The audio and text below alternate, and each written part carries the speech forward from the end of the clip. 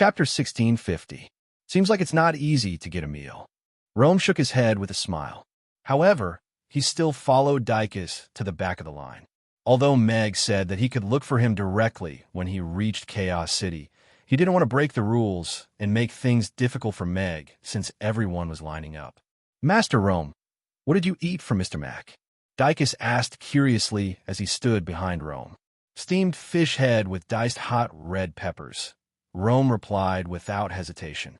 If it's steamed fish head with diced hot red peppers, I'm afraid we won't be able to eat it this morning, Dicus said regretfully. Why? Mamies only provide specific breakfasts during their opening hours.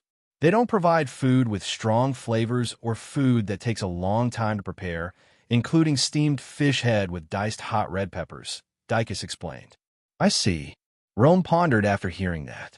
He didn't expect to not be able to eat the steamed fish head with diced hot red peppers that he had been craving for so early in the morning. What a pity. Mr. Mac is a stickler for the rules. Even I can't persuade him to make steamed fish head with diced hot red peppers for you. However, Mamie's breakfast is equally amazing. Whether it's soy milk with youtiao, tofu pudding with yangzhou fried rice, or a bowl of congee with pork and century egg that warms your stomach, you'll be satisfied for the entire morning, Dicus recommended with a smile. Although the names sound a little weird, they seem pretty good. Let's try the other dishes this morning. Rome nodded. Actually, he didn't feel like eating steamed fish head with diced hot red peppers early in the morning. He would come back for steamed fish head with diced hot red peppers and a bottle of wine after he was done with his business.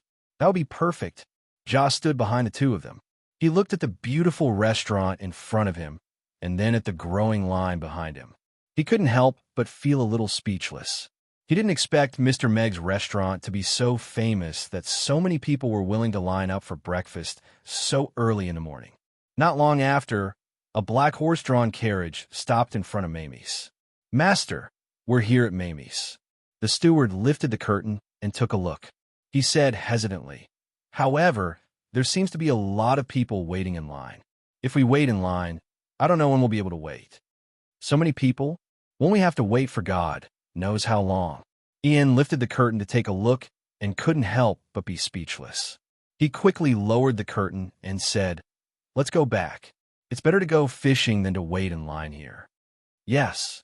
The butler nodded and instructed the coachman to return home. No one noticed that such a carriage had paused for a moment and then left. Not long after, the door of the restaurant opened, and Meg walked out, smiling as he welcomed the guests. Meg's gaze followed the line habitually and landed on Rome.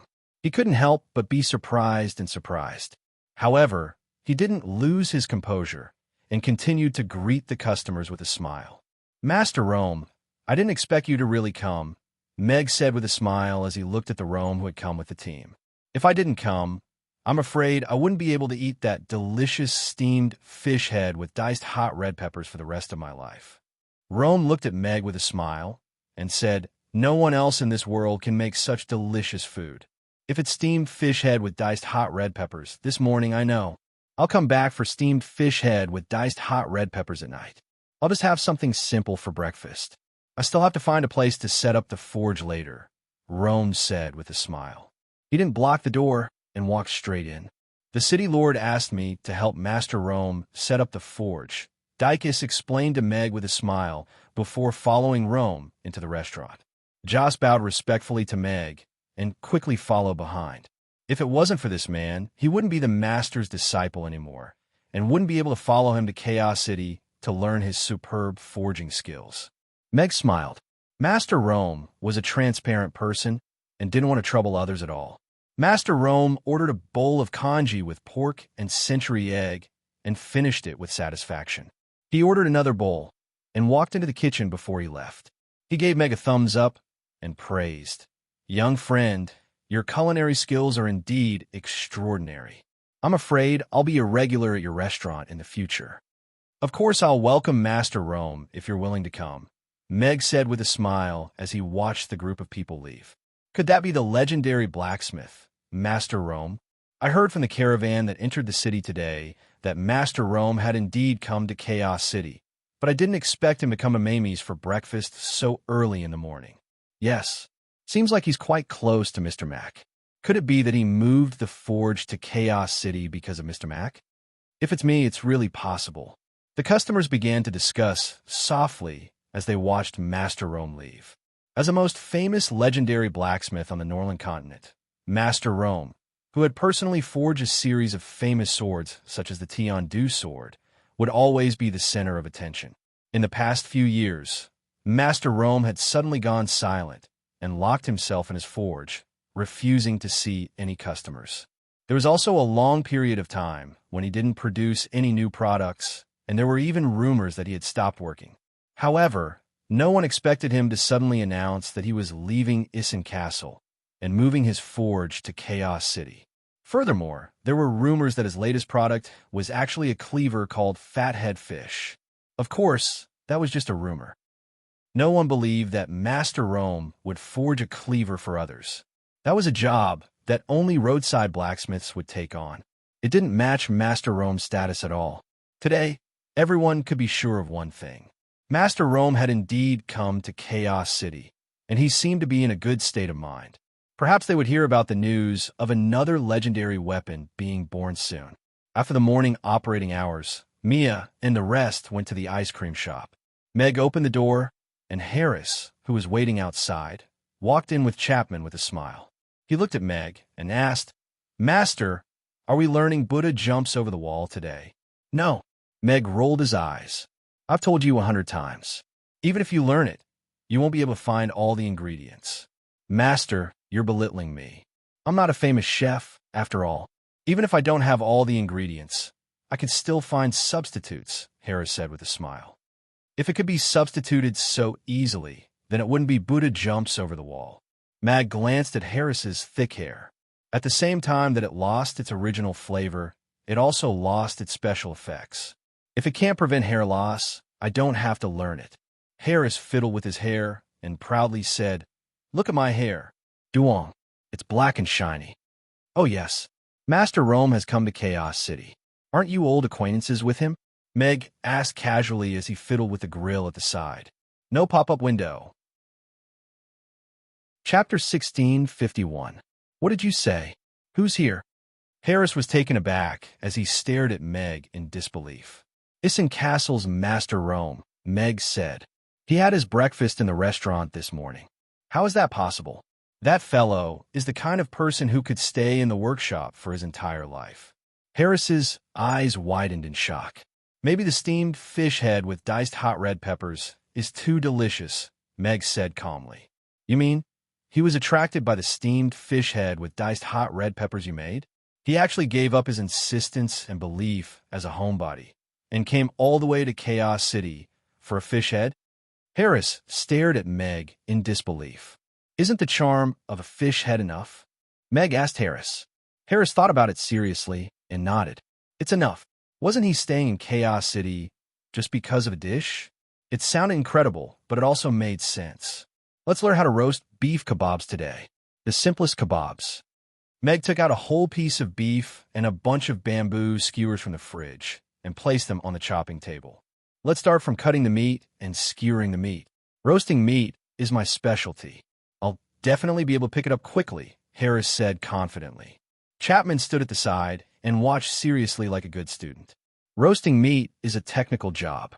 You can only roast meat to your satisfaction if you control the heat well. The preparation of the ingredients is also very important. This piece of beef we chose." Meg began teaching seriously. Harris and Chapman were very good disciples.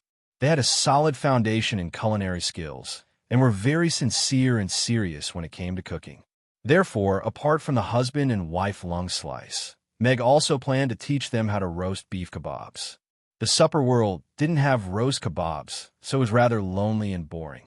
Meg didn't have the ability to let more people eat roast kebabs at the moment, so Harris, who liked to travel and spar with others, was obviously a good propagator. Perhaps he could let roast kebabs gain a foothold in the supper world of the Northern continent through him. Money was endless, and it wasn't easy to add some novel dishes to a world's food and beverage structure and make them popular. He had never said that his dishes were not to be imitated in Chaos City, but none of the restaurants in the Aiden Square that were imitating his dishes were still doing well after the novelty period. Therefore, a professional apprentice was also very important. Master, don't worry. What we have learned will never be taught to a third person. We will only learn it for ourselves. Harris looked at Meg and promised solemnly. He was rather touched by Meg's straightforwardness and unconditional dedication. Even a father and son might not be willing to share a recipe with each other for something as private as a recipe, let alone two complete strangers. Yet, he was willing to share everything with them just because of a joking bet. He didn't hide anything from them at all. This kind of character and trust made him admire Meg from the bottom of his heart. He deserved to be called master. Meg shook his head and said, "You don't have to keep it a secret from me. I think the standard of the culinary world is too low now. I hope you can help me spread the word about these two dishes and raise the standard of the culinary world a little." Harris was stunned. He looked at Meg, who was calm and didn't seem to be joking, and sighed. This is the loneliness of a powerhouse. I once had this feeling too, but I didn't expect to meet Master one day. Don't worry. I will teach them everywhere I go in the future and let these two dishes spread. You have to learn it first. Meg glanced at Harris with a smile and said, "You still don't need me to give you some pointers this time?" No. A qualified student wouldn't ask a teacher for pointers before trying it himself. Although it's foolproof, he would lose the chance to find out his shortcomings and improve himself. Harris rejected decisively. Chapman, who was at the side, hesitated for a while. He also looked at Meg and said, "Grandmaster, I also want to try it myself this time." "All right, then you guys go ahead. I'm going out for a while." Meg removed his apron, took a few kebabs that were already grilled, and walked out of the door. "Why don't you give me any pointers this time, too?" Harris asked Chapman with a smile. Master's right. Shortcuts won't allow a chef to improve. Things that go straight into the brain and things that come out by thinking are different. This is what you taught me since I was young, Chapman said seriously. "All right, then let's start cutting the meat." Harris took out a knife and started cutting the meat seriously. "Where are you researching the blueprints?" Meg took the kebabs into the smithy next door. Mabai, Lulu, and Hannah were sitting around a small table and discussing the blueprint seriously. "Yes, boss. Mabai's boss is really awesome. The first part is almost done." Hannah looked up. There were 3 streaks of charcoal ash on her face, making her look like a disfigured kitten. "Mr. Mack." Mabai also looked at Meg and greeted him with a smile. "I grilled some kebabs. Have some before you continue." Meg passed the kebabs in his hand over. There were 2 kebabs for each of them, and it was just right. Boss, let me show you the machine." Hannah chewed on the kebabs as she led Meg into the smithy next door. Hannah pointed at a row of rather large parts in the corner of the smithy and said, "Look, these parts are all done. Now we're only missing the main body of the brewing machine." Mabai's boss said that thing is too big, and this smithy isn't big enough. He has to find a few blacksmiths from his friend's place to do it together. The efficiency is not bad, and the precision is not bad. It's far better than your original batch of old machines. Meg squatted down to check those parts. He couldn't help but praise Mabai's craftsmanship. Although it was purely handmade, the precision of these parts was extremely high. It was more than enough to make wine. He was indeed a ruthless person who could make his own cannons. Hannah said with a serious face, "I made it myself. Although it looked a little ugly, I still used it to make high-quality rum. That's a good machine." Good. I know you're great." Meg smiled. It seemed that the brewing factory could start construction at the same time. After it was built, the machine would enter the factory, and they could start mass-producing rum. He could already imagine what kind of investment it would be to own a top-notch rum factory and get a top-notch brand. "You guys continue with your work. I'm going to bask in the sun." Meg didn't stay for long. He went out of the smithy and saw Julian combing charcoal's few remaining feathers at the entrance of the magic potion shop next door. He smiled and greeted, "Master Julian, you're combing charcoal's feathers." Charcoal raised its neck in satisfaction, enjoying the feeling of the fine comb sliding across its body. "Comb it neatly. Amy will burn more easily." Julian replied with a hoarse voice. "Huh. Oh." Charcoal's body stiffened and fell in the cage. No pop-up window. Chapter 1652. System. I completed the rum mission before. Didn't I get the opportunity to learn 2 kinds of wine? Meg returned to his restaurant and set up a recliner at the door to bask in the sun while asking in his heart. The reward has been issued for a long time. Please receive it as soon as possible. The system replied. Meg looked at the various kinds of wine in his mind and asked curiously, Whiskey is also known as the water of life. In this world, what is the relationship between this water of life and the water of life of the elves? The specific effect. Please test it yourself after the host draws. The system leisurely said. Meg frowned and thought for a moment, then said, Well, then I want a Scotch whiskey and a Maui. Ding! The Scotch whiskey and Maui recipes have been issued successfully. The system prompt sounded, and 2 glittering experience bags appeared in Meg's mind, with whiskey and Maui written on them. One was the ancestor of whiskey, and the other was the model of China's Maui-flavored liquor. Coupled with the existing beer in the restaurant and the rum that will be open in the factory, Mamie's drinks could be considered complete. It was a pity that the system did not open the right to sell the wine to him. Otherwise, just the quality of the wine that crushed Romanicani could easily be sold at a high price. Of course, whether the Maui-flavored liquor that was popular on the tables of China's people would be liked in this world was still unknown. Interesting, I'll learn whiskey tonight and see if the water of life created by the British gentleman is worthy of this name. Meg's mouth slightly raised. He still had some expectations for the country that was full of bald men and warm-hearted gentlemen. With nothing to do, Meg directly ate the whiskey and Maui experience bags and digested them with his eyes closed for half an hour. When he opened his eyes again, Meg felt that he was now a master brewer, the invincible kind. It seems that the scale of this winery can be expanded and directly mass-produce the 4 kinds of wine. Meg touched his chin and pondered. Dwarves loved wine, demons loved wine, orcs loved wine, humans loved wine. Even the elves had a lot of good wine. The market for this business could be said to be huge. However, so far, there were only a few wines that were slightly famous in the small circle. There were almost no famous wines that were both produced and famous. According to the customers' positive comments on beer and rum, it would definitely not be a flop after mass production. As long as the production could keep up and the market was expanded, it was very likely that it would become a world-class famous wine. The venue can be negotiated with the city lord's manor. As for the manpower, the night elves still have more than 20,000 free laborers. We can arrange for them to be employed. Meg calculated that this matter could be discussed at length. It seemed inevitable that he would stay up late to draw the design. Crassus and Julian planned to explore the Thunderstorm Mountains at night. Do you want to come along? Meg was still pondering when Irina's voice suddenly sounded from the side. Did something happen over there? Meg opened his eyes and turned to look at Irina, who had appeared out of nowhere. Irina had already told him that there might be an evil god suppressed under the Thunderstorm Mountains. What was worse was that the seal was already damaged, and the evil god's aura was starting to leak out. It was very likely that it would attract the evil god's believers and descendants. The situation is unknown. It is said that a mysterious person appeared near the Thunderstorm Mountains recently. They are worried that someone will discover the seal and destroy it to release the evil god underground.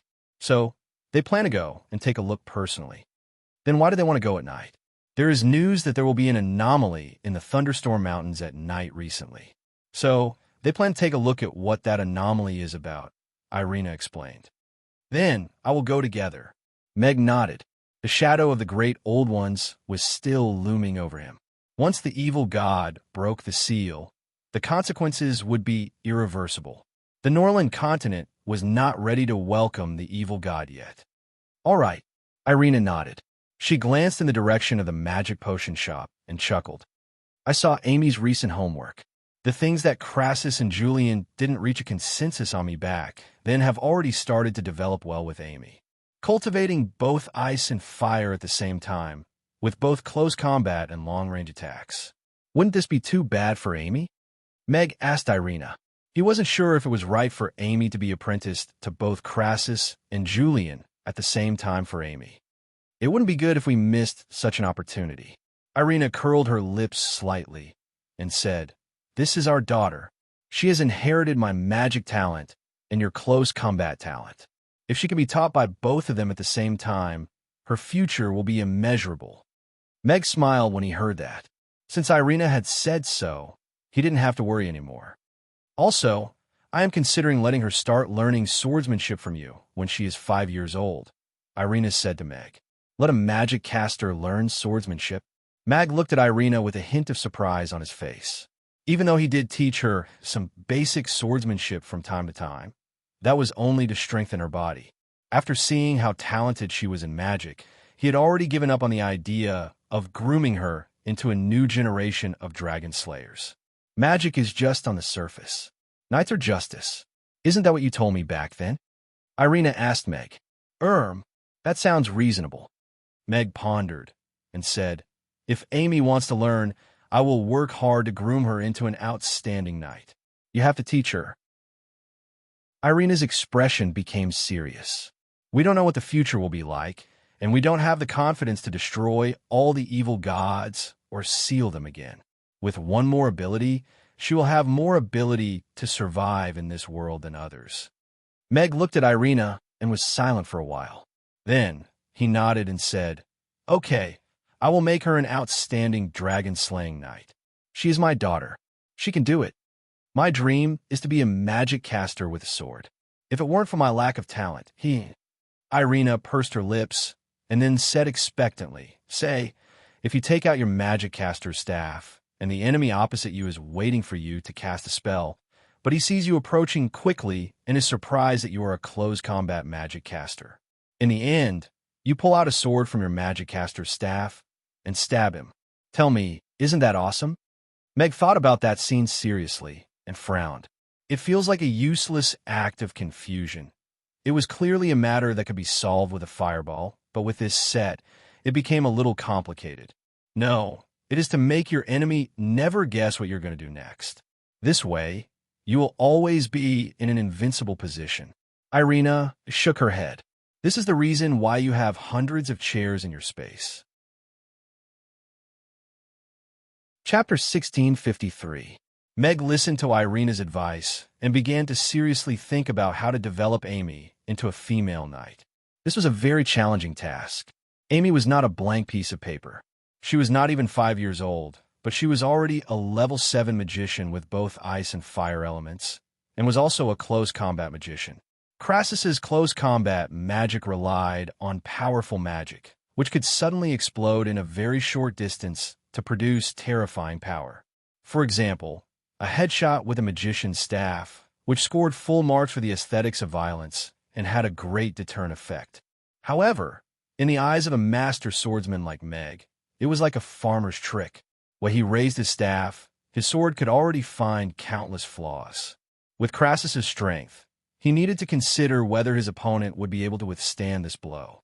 However, Amy was still growing, and this problem would cause her to be at a disadvantage when she encountered a strong opponent or a high-level opponent.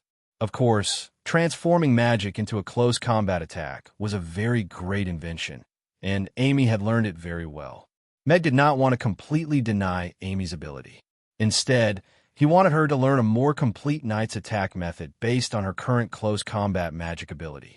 She could make use of the powerful burst of close combat magic to make her attacks more threatening. To be specific, he wanted her to be a magician with superb swordsmanship. This should be an unprecedented configuration, and just thinking about it made Meg excited. If there's a chance, I still have to talk to Master Crassus. I must have a deeper understanding of close combat magic to find a more suitable training method for Amy. Meg touched his chin. At noon, Rome came early again. During this time, Rome had started to forget things again. Although it was not to the extent that it affected his daily life, the feeling of his efficiency of thinking decreased still made him feel uncomfortable. The delicious taste of the steamed fish head with diced hot red peppers was unforgettable. But what really concerned Rome was its special effect of clearing one's mind. He didn't have much time left, so he needed a clear mind so that he could forge a true divine weapon that surpassed all the previous weapons in this final period of time. He had spent his entire life on the forging table, and his ideal home was also on the forging table. Young Master Cyril, that's Master Rome over there. He's the best blacksmith on the Norland continent. If we can hire him as our master blacksmith, even if it's just in name, we'll definitely become the best blacksmith shop on the Norland continent. We won't have to worry about orders anymore. A man with a protruding mouth and monkey-like cheeks pointed at Rome in a horse-drawn carriage. Then it's him. No matter what price I have to pay, I want him to join our smithy. Cyril narrowed his eyes at Rome and sneered. This time, I'll make Gloria taste defeat and take back everything she took from me. You should be mentally prepared for a master of this level. The man beside him reminded him. How much will it cost? Cyril frowned. Recently, he had failed to compete with Gloria. His status in the family had been declining, and the money he could control was getting more and more limited. Probably.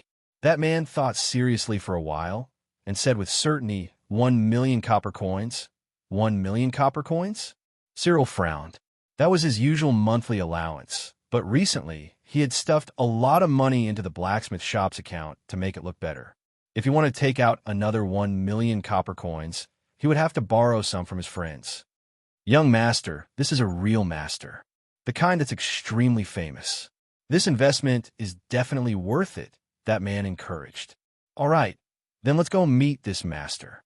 Cyril nodded. He lifted the curtain and got out of the horse-drawn carriage. He tidied his clothes and walked towards Rome in the queue. Hello, I'm Cyril. Cyril came to Rome's side and looked at him with his chin slightly raised. Rome glanced at him and nodded slightly. It seemed that those people who were here to ask for weapons had followed him to Chaos City. That's your reaction when you hear my name? Cyril frowned. He didn't expect this old man to be so tactless. This is young Master Cyril from Family Moreton, the man behind him quickly introduced. Rome nodded politely again, and then turned to look in the direction of the restaurant's entrance. Among the people who had asked him to forge weapons over the years, there was no lack of princes and ministers from various clans. He couldn't remember the young masters of certain clans. The people around the queue looked over. Many of them recognized Cyril and knew that he was the young master of Family Moreton.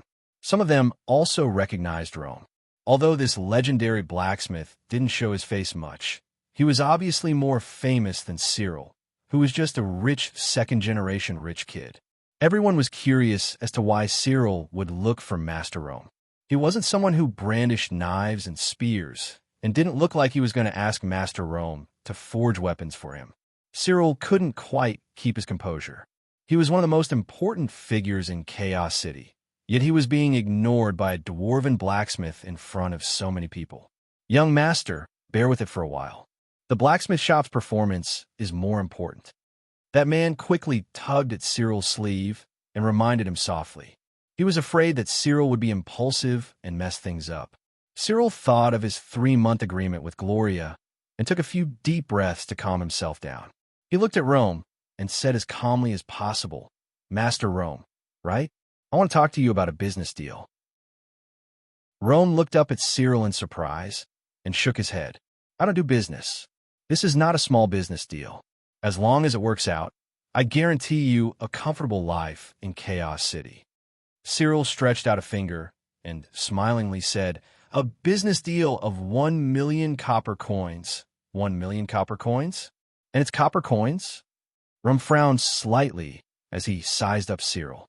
Is this fellow here to pick a fight with me? 1,000,000 copper coins to talk to Master Rome about a business deal? TSK. I don't know if I should say that the ignorant are fearless, or that I should praise him for being stupid. I heard that the last demon ancestor who took a saber from Master Rome paid about 10,000,000 dragon coins and a pile of top-grade forging materials. If this business deal works out, then this young Master Cyril will become a god. Do you think he's the same as the master? Some of the customers in the line couldn't help but laugh when they heard that. You're scared of 1,000,000, right? Cyril, on the other hand, was rather satisfied with Rome's reaction. The corners of his mouth curled up slightly, but he was a little regretful in his heart. He should have mentioned 500,000 to test the waters. Perhaps he could have saved some money. I'm just an iron fool who knows how to forge. Rome shook his head with a smile. I can't afford to talk about 1,000,000 copper coins. No pop-up window. Chapter 1654. Cyril looked at Rome with a frown. Is he really an idiot? He doesn't even want 1,000,000. Master Rome, young Master Cyril would like to invite you to join his blacksmith shop. As long as you are willing, you will be paid 1,000,000 copper coins. All you have to do is sit in the blacksmith shop every day.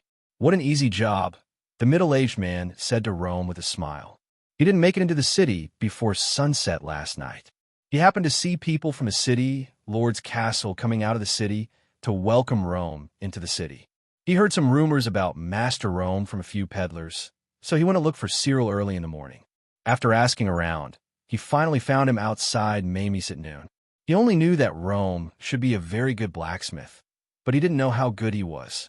However, 1,000,000 copper coins was not a small sum, not to mention a lot for a blacksmith.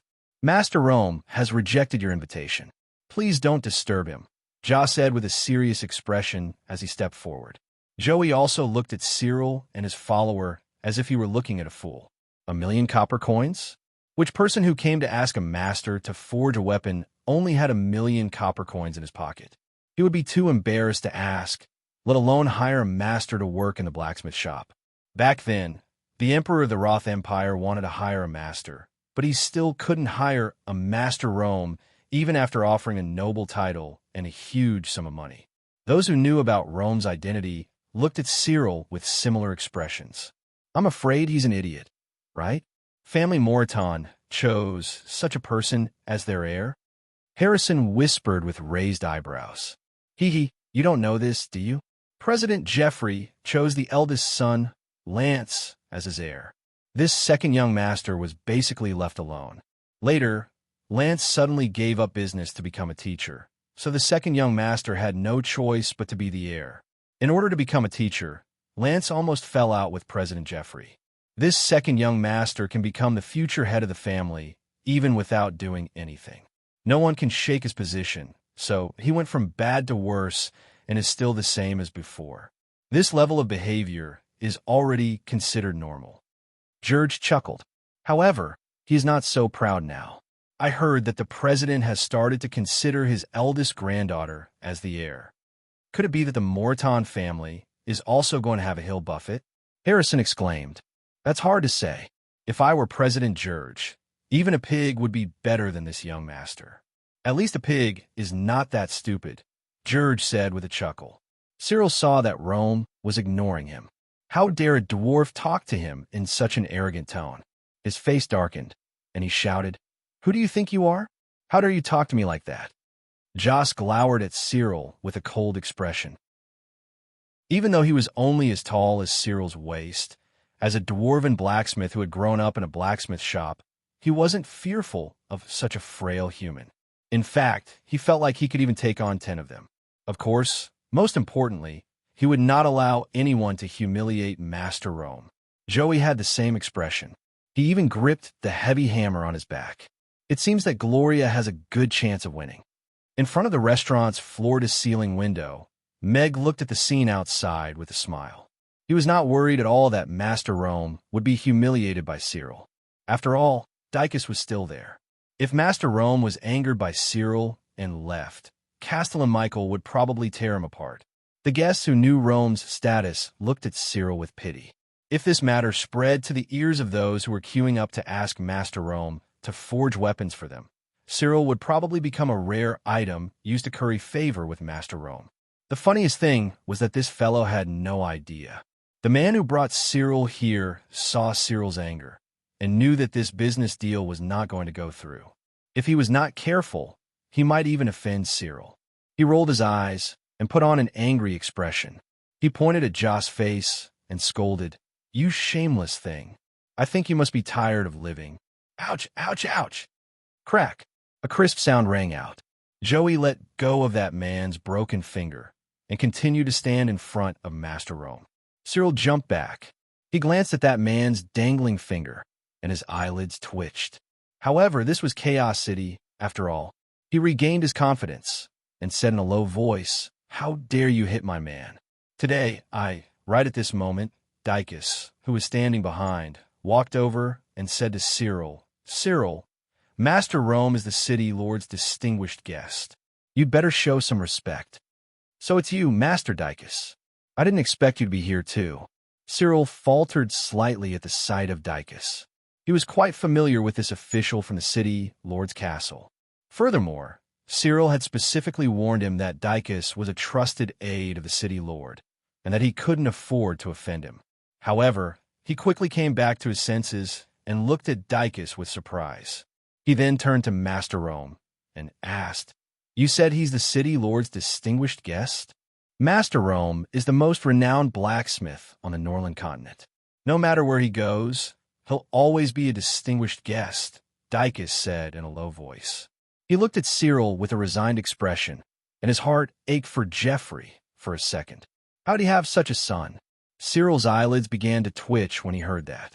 He had thought this was just a slightly impressive dwarven blacksmith, but he didn't expect this fellow to have the city lord's castle's backing. Bowen and his son were still locked up in Batai prison.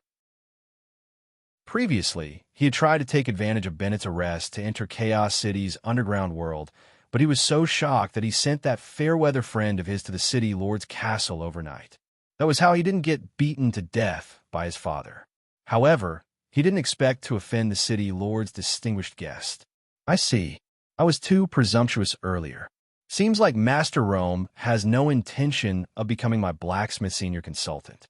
Then, I won't impose on you any longer. Goodbye. Cyril bade farewell, and immediately turned to leave. He only realized now that he was the real fool. Dicus looked at Rome apologetically and said, "I'm sorry, Master Rome.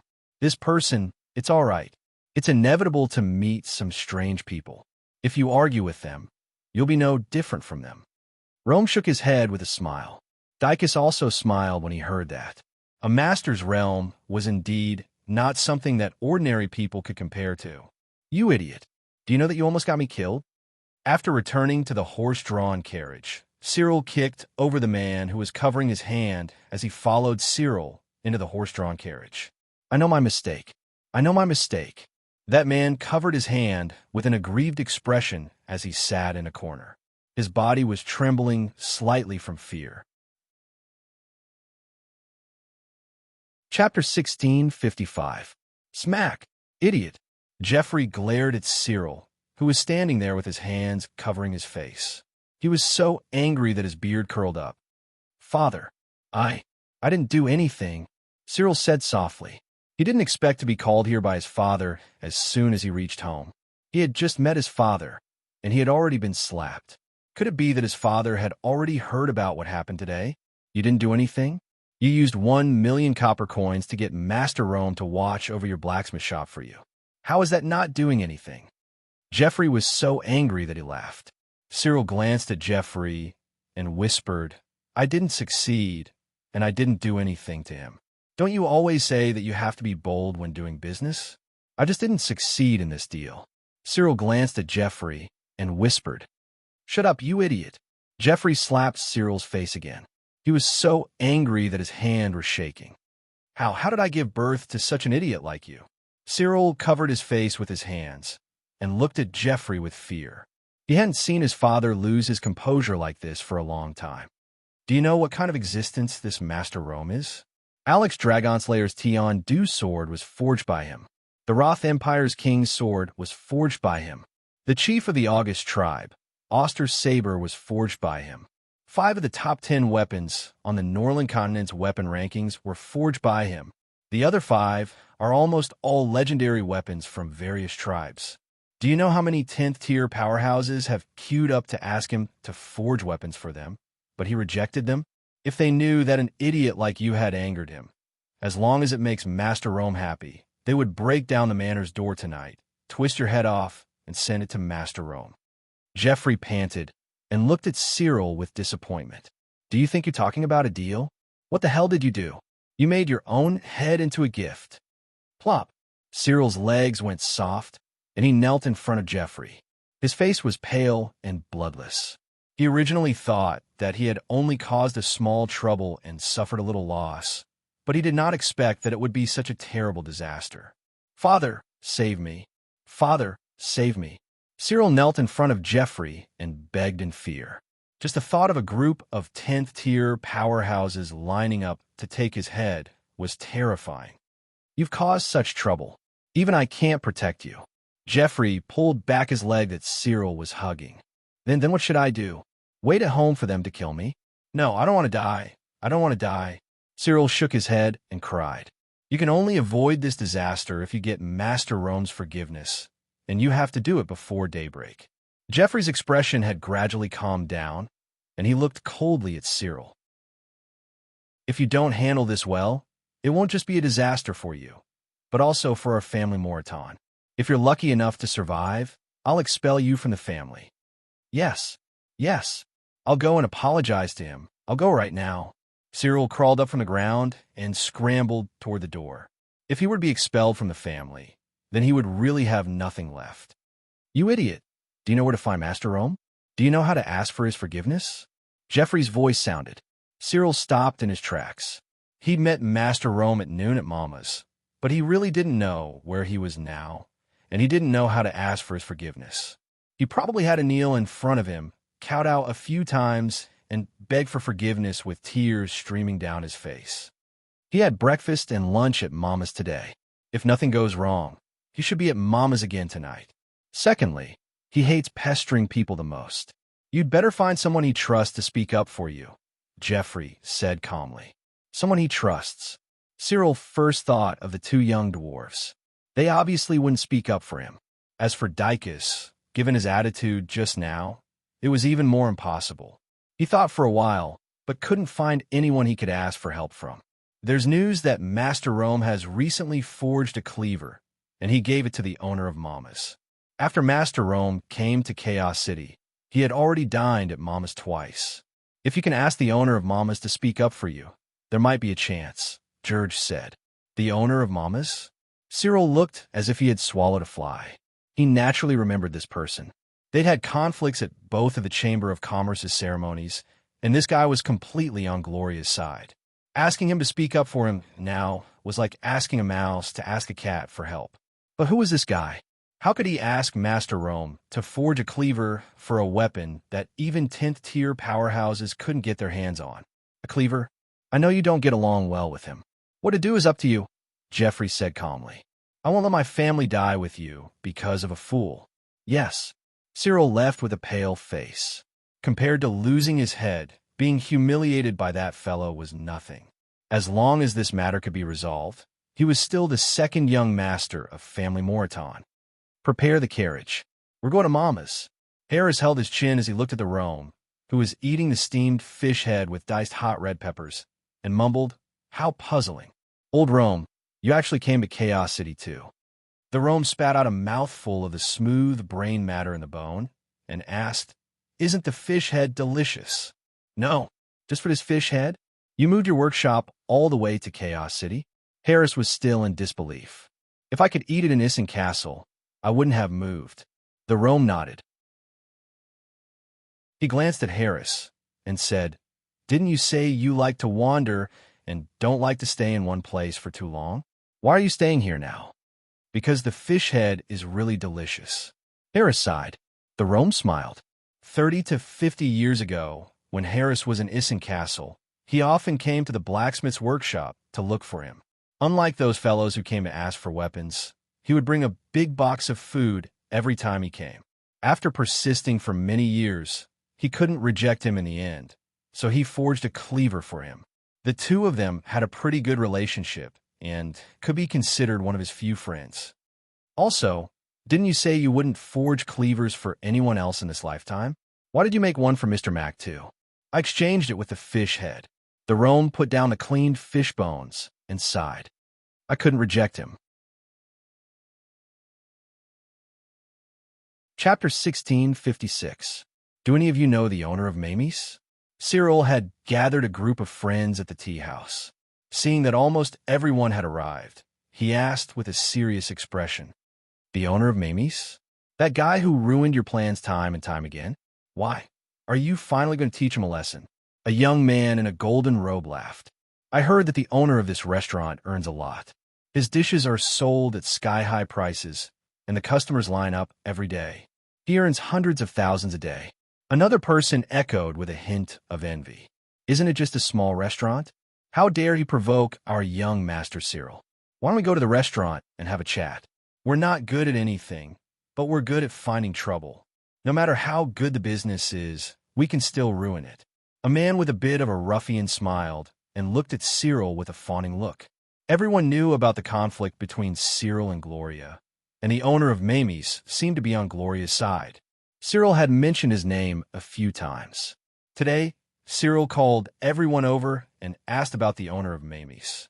Could it be that he was planning to make a move on him? I'm not looking for trouble with him today. I have something I need his help with.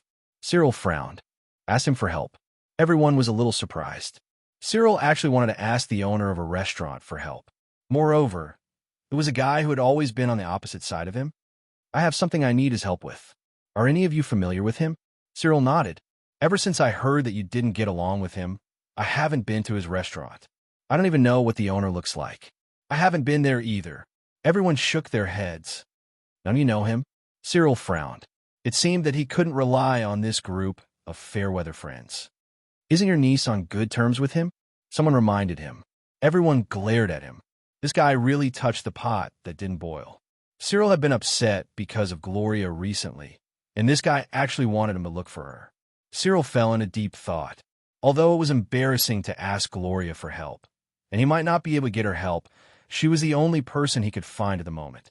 With his life at stake, dignity wasn't worth mentioning. Go ahead and enjoy your drinks. I have something to attend to, so I'll be taking my leave now. Cyril quickly strode toward the door, leaving everyone staring at one another in bewilderment. Cyril isn't really going to ask Gloria for help, is he? Someone whispered. Mars is... I met an acquaintance on my way back, and he saw it with his own eyes. I'm afraid Cyril has gotten himself into a lot of trouble this time. Mars nodded. He looked at Gloria and said, But this is actually a good thing for you, young mistress. Even if the matter is settled, Master's side should be more on your side. Gloria shook her head with a worried expression and said, We're in big trouble, and we shouldn't be so calculative about personal gains and losses. If what you said is true, and Master Rom's followers might vent their anger on the Moreton family because of Cyril, then this isn't just Cyril's problem alone. It concerns the safety of hundreds of people in the Moreton family. I'm ashamed that young mistress can still think about the family at this time. Mars looked at Gloria with admiration and then smilingly said, However, Family Moreton has been in Chaos City for decades. They're not the four major families for nothing. The City Lord's castle and the Grey Temple won't sit back and watch them do anything to Family Moreton. You don't have to worry too much. Gloria nodded thoughtfully. Her influence on Family Moreton was not comprehensive enough. She said, But the Marquis family, that's Bowen and his son's doing. They got into trouble with the City Lord's castle and the Grey Temple. Bennett's matter is enough to make the Marquis family suffer. Mars shook his head. However, the father and son don't deserve to die. They will be released sooner or later. It's just that the Marquis family won't be able to return to their former glory. We have to abide by the rules in Chaos City. Gloria nodded. Boss, there's someone outside who claims to be your uncle, the guard said to Gloria respectfully as he strode over. Uncle? Gloria frowned and doubtfully asked, Could it be Cyril? Gloria pondered for a while and said to the guard, Bring him to the guest hall. Yes. The guard acknowledged and left. Could it be because of Master Rome's matter? But I don't know that master, Gloria said doubtfully after the guard left. He's most likely here to ask you for a favor. Listen to what he has to say. No matter what he says, don't agree to in person. Mars was also a little surprised by Cyril's arrival. All right, Gloria nodded. She really couldn't guess Cyril's motive for looking for her at this time. Cyril followed the guard into the factory. He looked at the row upon row of factories and felt a little uncomfortable. He had just gone to the factory before Suede, and more than half of the workers there had moved to the new factory. Gloria was also at the new factory, so he came here again. In just a few short months, Gloria had already upgraded to a second factory. She had spent money to buy a large piece of land in the northern part of the city. The factory was quite large, and it was more than 10 times larger than his blacksmith shop. He wasn't sure about the current turnover of Suede, but from the feedback from his subordinates, Suede had already made a name for itself in Chaos City. The high prices didn't stop the women's enthusiasm at all, and they were often out of stock. They were known as the Mamies of the clothing industry. Many of the high-end custom-made orders that originally belonged to famous tailors had now been transferred to Suede. The factory was working day and night, but still couldn't meet the demand. However, Gloria was now taking over the entire textile industry of Family Moreton, from the cotton farm to the fabric sales channels all over the Northern continent. Years of accumulated problems, lengthy sales chains, and products that were gradually losing competitiveness had turned this industry, which used to be the backbone of Family Moreton, into a leech that clung to the entire family. Jeffrey had tried to change this industry, but it ended in failure. There were too many people from Family Moreton in this industry, and the old people who had followed him in his business. The problem was very complicated, and there was almost no way to solve it. Gloria was just a little girl who had just turned 18. What ability did she have to revive this industry that Jeffrey was about to abolish? It's impossible. It doesn't exist. Cyril thought to himself. He tried to calm himself down and took a deep breath to calm down. He began to think about how to ask for Gloria's help when he met her later. Bookhouse Reading Website. Chapter 1657. Uncle Cyril, what a rare guest. Gloria sat at the head of the table and looked at Cyril with a smile. Please sit here. Cyril's eyelids twitched when he saw that Gloria didn't get up to greet him. He then looked at Mars behind her, and a haze flashed across his eyes. However, he quickly put on a smile and nodded. I heard that you recently moved to a new factory. As your uncle, of course I have to come and take a look. Thank you, Uncle. Gloria nodded slightly. She looked at Cyril and didn't say anything else. Cyril was still waiting for Gloria to ask him why he was here. He was just about to tell her that he wanted her to introduce him to Mamie Restaurant's boss and ask him for help. But the atmosphere suddenly froze in an awkward manner. After a moment of silence, Cyril saw that Gloria didn't even intend to serve him tea. However, he couldn't just leave in a huff. He could only smile awkwardly and say, Actually, I came here today to ask for your help. With Uncle Cyril's ability, is there anything else that you need my help with? Gloria asked with a smile. Cyril wanted to find a hole to hide in. There was no possibility of reconciliation between him and Gloria when it came to the inheritance. Asking for her help was the same as asking for a slap in his face. If he was in Gloria's shoes, he wouldn't just stand by and watch. It would be good enough if he didn't step in and kick her when she was down. This lass has become shrewd. She's not so easy to fool. Cyril looked at the unmoved Gloria. He rolled his eyes and slid down from the chair. He sat on the ground and said with a sorrowful face, Gloria, you have to help me. My mouth was mean today and offended Master Rome. If I don't get his forgiveness before sunset today, people will line up to kill me. Not only me, but the whole family Moreton will be implicated. Oh, it seems that Uncle has done something big today. Gloria nodded slightly. Her expression was as calm as an ancient well. She wasn't surprised by Cyril's words and behavior. In the past decade or so, Cyril and his family had played many tricks on her family. The fact that she hadn't kicked them while they were down was already a sign of consideration for them living under the same roof. But now, Cyril was shamelessly begging her. Mars nodded slightly when he saw this scene. He had seen Miss Gloria's improvement in the past few months with his own eyes. She had grown from an innocent girl to a mature businesswoman who didn't like to show her face. Her speed was so fast that it surprised him. This fellow is really heartless. Cyril's eyes darkened. He continued to play the victim. Gloria, you might not know who that Master Rome is. Master Rome is the most famous legendary blacksmith on the Northern continent. Alex's Tion-Du sword was made by him. Other than that, he has also forged countless divine weapons. He is known as the #1 blacksmith in Isen Castle. There are dozens of powerhouses lining up to ask for a weapon made by him. Gloria interrupted Cyril's words. She looked at him with surprise and said, I'm very surprised that you don't know who he is, Uncle, and even dare to offend him. Cyril didn't know what to say. This guy knew everything, yet he acted as if it didn't matter to him.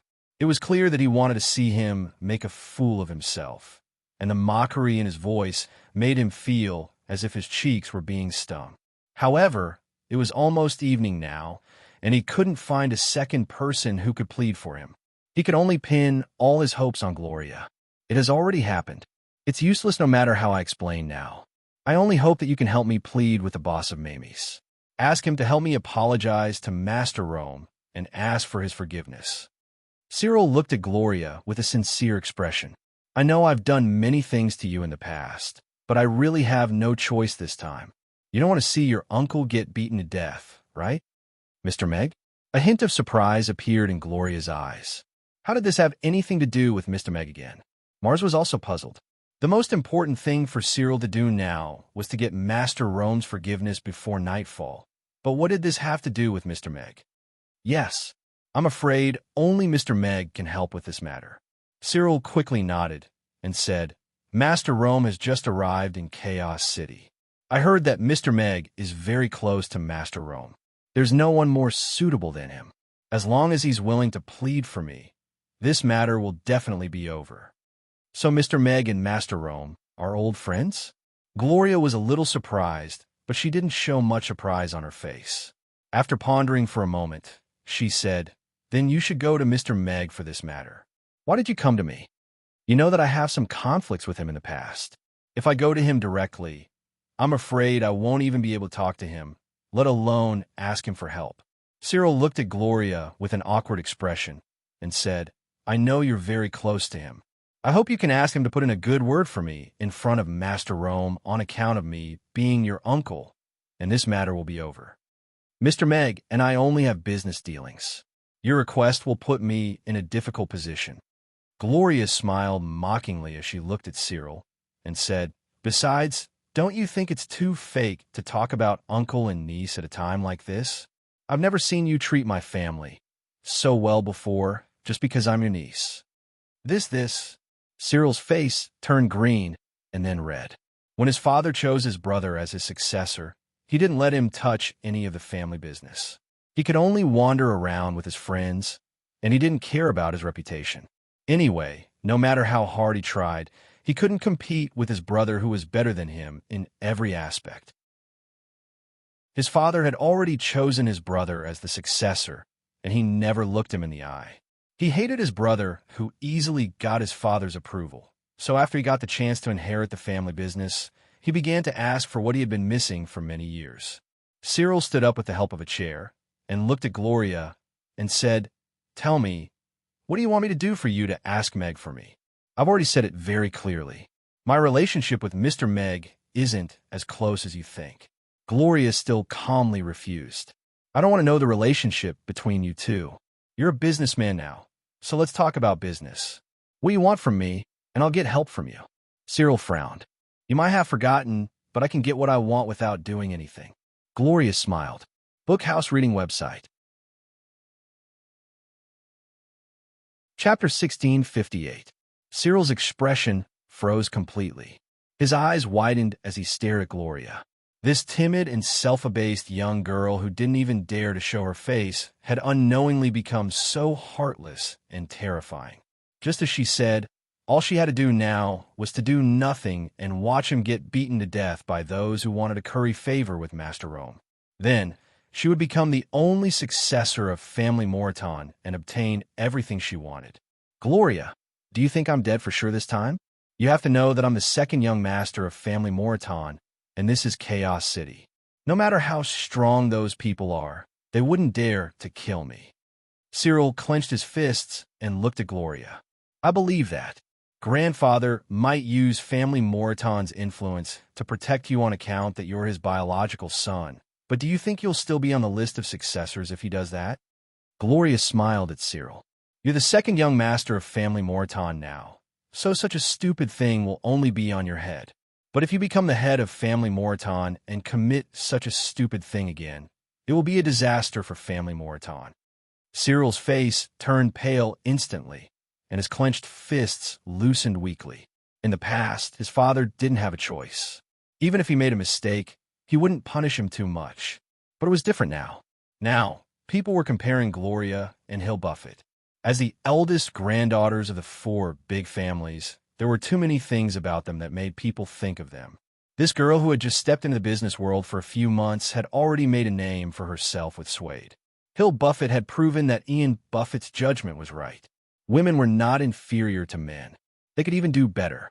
His father was a stubborn man, but since he promised to give Gloria a chance, and even gave her the textile industry, he had a second choice. Cyril was completely flustered.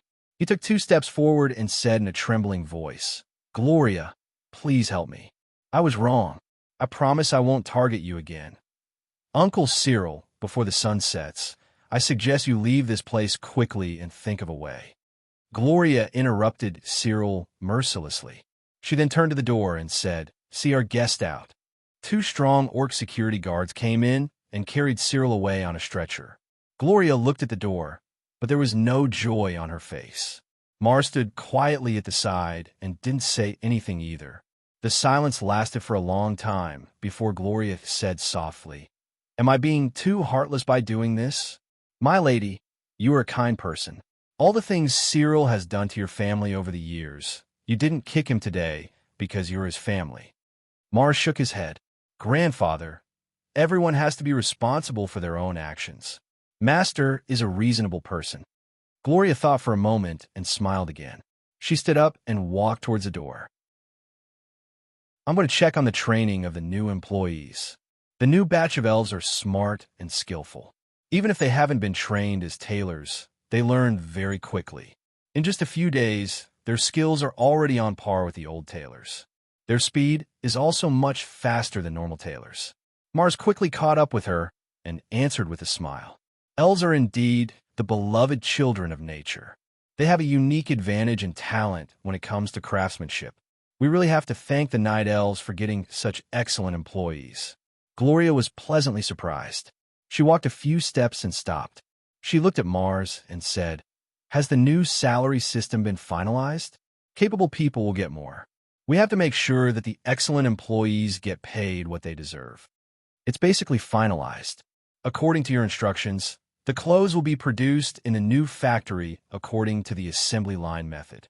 Different workshops will be responsible for different processes. Every employee will be responsible for a part of the clothes. The salary will be calculated according to the piece. The more work, the more pay." Mars nodded and said, "After dismissing most of the old tailors, our labor cost has decreased a lot. Also, from the past few days of testing, the efficiency has increased significantly. It's enough to meet the current orders from Suede. Your method of reform is truly wonderful. It has solved the biggest problem of expansion and development." "That's good." Gloria nodded slightly and continued to walk forward. She thought to herself, "Mr. Meg's method is really amazing. How are the cloth sales channels and the farms?" Gloria asked again after walking for a while. "According to your instructions, the cloth sales channels in various places have been disbanded on a large scale. Only the core sales team in each city has been retained. The cloth shops in various places are also clearing their inventory. After deducting the redundancy benefits, we have received a considerable amount of cash. As for the farms, we have closed a group of farms that were in a mess and have been losing money for a long time. We sold a few farms that were profitable and only kept a group of farms that mainly grew cotton. The first funds to expand the cotton planting scale have been distributed to the farms. During this time, many farm owners who had their farms closed or sold want to come to you, but they were all stopped. Many of them were from family Moraton." Mars looked at Gloria and asked in confusion, "But miss, if you want to disband the cloth shops, why do you keep the core sales team in each city? Why do you want to expand the cotton planting scale?" Family Moraton's textile industry has been plagued with corruption for many years. In order to expand the market, they opened shops everywhere without caring about the cost. Many shops were less than 100 meters apart. The number of frontline sales staff was huge, and the corruption was serious. The monthly expenses were huge. All these years, Family Moraton's other businesses had been providing for them to barely maintain their dignity. Gloria calmly said, "Grandfather has already decided to shut down the entire textile industry, but he only gave me 3 months' time. I want to keep these industries. If I don't have the determination to cut my losses, I will only let them linger on for 3 months. Back then, Master started out in the textile industry and was once known as the king of textiles. The reason for Family Moreton's textile industry mess is very complicated. There are internal and external reasons. The wrong decision to open the shops back then was one of them. The loss of control of the frontline shops was also one of them. But more importantly, the Roth Empire's textile industry has been developing rapidly in the past 10 years. With the cheap labor and the huge textile industry system, they have occupied a huge market share on the Northern continent. Family Moreton couldn't even keep their market share in Chaos City. Mars sighed and said, Master has personally led a few reforms in the past few years, but they all ended in failure. It is extremely difficult to turn the losses into profits in just 3 months. Chapter 1659. Get out of the way, let me in. Do you know who I am? How dare you stop me? I'm going to make you all scram. Cyril shouted hysterically as he looked at the tightly shut door and the 2 orc guards who had just carried him out. I'm a guard. I'm depressed all day long. My salary is only enough for breakfast. Love has nothing to do with me. I'm just a silly guard. I don't know who you are. One of the orcs who looked honest shook his head. The other guard took out a bag of bear biscuits from somewhere and started eating while muttering, I'm a guard. I like to eat bear biscuits. Cyril clenched his fists and looked at the 2 guards who didn't care about him at all. He was so angry that smoke was coming out his ears, but there was nothing he could do. This was Gloria's factory, and these people were Gloria's people. He really couldn't do anything to them. Gloria, I've seen through you. As long as I can get through this, when I become the head of Family Moreton, I'll definitely make your family suffer. Cyril got into the carriage angrily. Master, where are we going now? The coachman asked carefully. Cyril sat in the carriage and scratched his head for a long time before saying in a deep voice, to Mamis. If it's the normal way to rebuild Family Moreton's textile system, even grandfather couldn't do it, let alone an inexperienced person like me. Gloria smiled and shook her head. The reason I closed all the production-related businesses, such as spinning and weaving, is to make Family Moreton's textile industry into a light asset business. The sales network that has been operating for decades is the most valuable part of the entire industry chain. This is also the reason why I kept the core sales team in each place. But if the production line is shut down, we will have nothing to sell, and the sales network will become useless? Mars asked. Mr. Meg's textile factory has been operating for a while. I want to check it out a few days ago. The annual output is more than all the textile factories in our family combined. The quality of the cloth is also better. Gloria smiled. Are you planning to cooperate with Mr. Meg? Using our sales channels to help him sell cloth? Mars was surprised. He had long known about the cooperation between Gloria and Meg. He had even personally communicated with Mr. Meg several times. He was impressed by Mr. Meg's wisdom and unique business views. He even felt that if Mr. Meg had not been held back by cooking, he might have become a better business genius than Hill Buffett. As a fashion designer, Mr. Meg definitely played a big part in Suede's rapid growth to become a #1 women's clothing brand in Chaos City. But he did not expect Mr. Meg to enter the textile industry so quickly. Furthermore, the new factory had only been operating for a short while, and it had already reached the production capacity of all the textile factories in Family Moreton. Yes, Mr. Meg will sell the high-quality cloth to us at a price lower than the market price, and then we will sell it to all parts of the world through our channels. Gloria nodded. What's the approximate price? Mars asked. He was a little worried that Gloria, who had just taken over the textile industry, would step into a trap. It's 30% lower than the cost price of our own factories in the Roth Empire. 30%. Mars raised his voice immediately. He stopped in his tracks and stared at Gloria in disbelief. You mean 30% lower than the cost price, and not the selling price? Yes, 30% lower than the cost price. Mr. Meg also said that if we can provide them with high-quality cotton at a low price, the price will be reduced by another 10%. Gloria nodded with a smile. So you kept all the cotton farms and gave them money to buy land. You also asked them to plant the best cotton. Mars came to a sudden realization, and he turned to Gloria with an astonished expression as he said, I didn't think that young Mistress Mag would have already reached such an important agreement with you. If we can obtain high-quality cloth and cotton yarn at such a low price, then we'll be able to gain a massive competitive advantage in the global market. Gloria nodded and said, Mr. Meg gave us such preferential treatment, but he also made a request. I will invest in a textile brand with him and share the brand and profits. That's not too much to ask. Mars nodded. With such a low price, it wouldn't be difficult for Meg to expand the market himself. It would just take some time. He chose to cooperate with Gloria and showed such sincerity. They would set up a brand together, and they would share the capital, so their cooperation would become closer. After all the stores under our brands are closed, we can start to distribute the goods for the new brand. We won't be opening thousands of stores this time.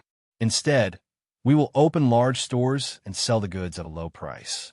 Not only will we reduce labor costs, but we will also increase sales. Gloria smiled and said, Mr. Meg said that as long as our sales can keep up, he can double the production at any time. Mr. Meg is really a god. Mars was more than amazed. Family Moreton couldn't reduce the production costs and increase the production after decades of research. But to Meg, it was as simple as playing house. Mr. Meg and I agreed that the first delivery time will be at the beginning of next month. Before that, we need to gather some of money and make sure that our sales team is ready for the new brand. Gloria looked at Mars and said, whether we can turn the textile industry's losses into profits in 3 months depends on this. Mr. Meg, I beg you, please save me. Meg opened the door and saw Cyril bowing and begging with a face full of flattery. He was a little confused. That's not right. This second young master of the Moreton family always had his nose in the air and didn't look anyone in the eye. He even insulted me several times during the Chamber of Commerce's annual meeting. What's wrong with him today? Did I get the wrong person? Meg tried to ask. No, I'm Cyril. The Cyril you know. Cyril quickly shook his head and looked at Meg with a sad face and said, Mr. Meg, I'm here today to ask for your help. Do you think I can help you? Meg rolled his eyes and asked. Cyril, who had been brewing his emotions for a long time, suddenly choked. He stared at Meg. This guy didn't play by the rules. How could he speak like this? How could he not let him speak? Bookhouse reading website.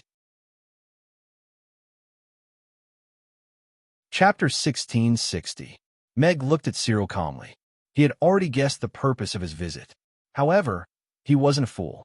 How could he intercede for him? It was normal for him to add fuel to the fire. Meg had no feelings for family Moreton. He was a little unhappy with the rigid president. He didn't care about Cyril showing off his intelligence. However, if he had the chance, he wouldn't mind lifting his foot and stomping a disgusting cockroach to death. Of course, the most important thing was that if Cyril fell, Gloria would be able to take over. He quite liked this clever girl and had decided to build a deeper friendship with her. Of course, it was in the business aspect. Although she couldn't compare with the Hill in many aspects, Meg was more willing to communicate with the fledgling Gloria than the overly shrewd and business-minded Buffett Hill. Men, no matter what, like to be brought up by themselves. Cyril looked at Meg with hatred. This guy's disgusting methods were even worse than Gloria's. However, he couldn't get angry. He didn't even dare to provoke him at this time. Otherwise, if he said a few more bad things about him in front of Master Rome, he probably wouldn't be able to get through tonight. Mr. Meg, it's my fault. I made you angry time and time again. I sincerely apologize to you. I hope that you won't hold a grudge against me and put in a good word for me to Master Rome. Cyril begged with a sad face. He rolled his eyes and said, I also hope that you can help me for Gloria's sake. I know that you have a good relationship with her. I'm her uncle. I heard that you haven't married yet. I can help you in this matter. Huh? Meg looked at Cyril with some surprise. What was going on? He couldn't ask for help, so he sold his niece? Wait, who said I haven't married? My daughter is already 4 years old. Did I give birth to her myself? Mag pursed his lips as he looked at Cyril with a mocking smile and said, Also, young Mistress Gloria and I are purely business partners. Our relationship is indeed quite good. So if I were to help you, wouldn't that ruin our relationship? This matter concerns the safety of family Moreton. Gloria is also on my side, Cyril quickly said. Are you stupid? Or do you think I'm stupid? Meg slammed the door, too lazy to argue with him. He had personally witnessed the influence of Master Rome.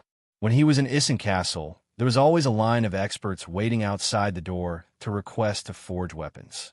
He was also known as the dwarf that should not be provoked in Castle, because there was always a group of crazy bodyguards looking for a chance to curry favor with him. Cyril, on the other hand, jumped out and became a monster for others to gain favor with. He did not think that Cyril would really be hacked to death. The Castellan's castle would not let such a thing happen for family Moreton's sake. However, this matter would not be resolved so easily. If Cyril did not die, he would at least lose a layer of skin. As for whether Geoffrey would continue to let him be a candidate for family Moreton's successor, it would depend on whether he was determined to let Gloria become the successor. Interesting. Meg sat back in his seat with a slight smile. The teapot on the small stove was still steaming. He picked up the book on the table, Lord of the Mysteries, which he had read halfway through, and continued reading. Compared to the somewhat obscure Cthulhu mythos books abroad, the reading experience of this book was very good. Damn it! Cyril punched the tree beside the restaurant. His face was ashen, and the veins on his forehead were bulging.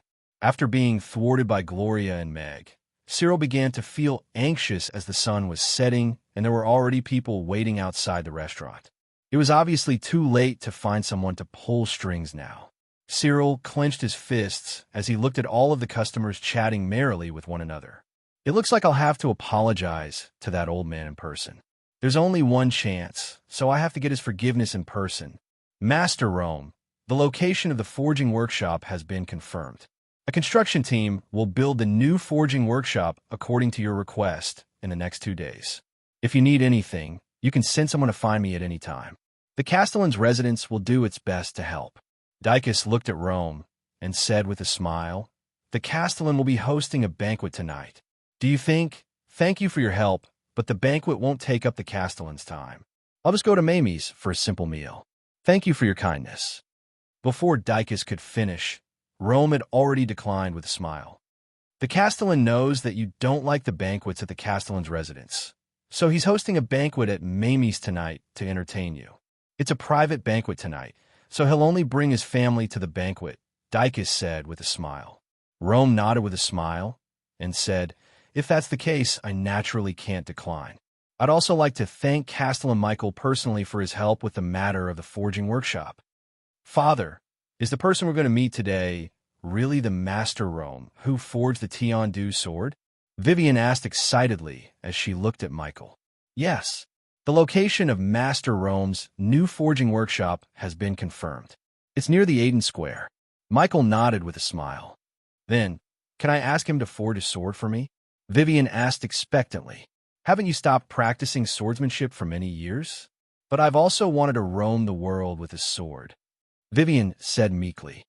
Furthermore, wouldn't it be very cool to walk around with a sword of the same quality as the Tiandu sword? There are so many swordsmen and machete men in the world who can't even get a sword. Even the 10th-tier powerhouses can't get one, and you're asking for one. You're really ignorant and fearless. Michael laughed helplessly. I see. I was just kidding. It's not convenient to go shopping with a sword, so don't take it seriously. Vivian stuck her tongue out when she heard that. Then, she perplexedly asked, But if Master Rome is so impressive, why did he come to our chaos city? Yes, you wrote to him back then, but weren't you rejected directly? The madam asked curiously as she sat opposite him. We have to give our Mr. Mac credit for being able to attract a legendary blacksmith like Master Rome to Chaos City, Michael said with a smile. Mr. Mac? Vivian exclaimed. What's wrong with him? According to Master Rome himself, he might have come to Chaos City so that he could eat Mr. Mac's steamed fish head with diced hot red peppers. Michael's smile was a little ridiculous. This reason is really very real. Vivian nodded understandingly. If I couldn't eat spicy grilled fish every day, I would also want to move to Chaos City no matter how far it was. This Mr. Mac is really quite capable. The city lord's wife covered her mouth as she chuckled. Vivian's eyes suddenly lit up, and she smilingly said, "Hey, Father, since Mr. Mac could even lure Master Rome to Chaos City, why don't we let him try to lure other talents to Chaos City too? For example, that master tactician from the demons who's good at calculation, that master of combat from the orcs." Bookhouse reading website. Chapter 1661. You're such a clever little girl. Michael couldn't help but smile. However, after some serious consideration, he said, "I'm very confident in Mr. Mac's cooking, but the prerequisite is for those people to taste Mr. Mac's dishes first. That's not an easy thing to do. That's simple. Father, you can hold a skills competition in Chaos City and ask the Aiden Chamber of Commerce for a generous sponsorship as a reward. Then, you can attract the top talents from all walks of life to Chaos City to participate in the competition and send the best of them to Mamie's for dinner. Most of them will definitely be reluctant to leave," Vivian suggested.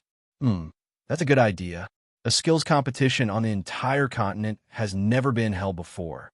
If we hold one, we can invite the top talents from all walks of life to compete." Michael's eyes lit up with interest. Yes.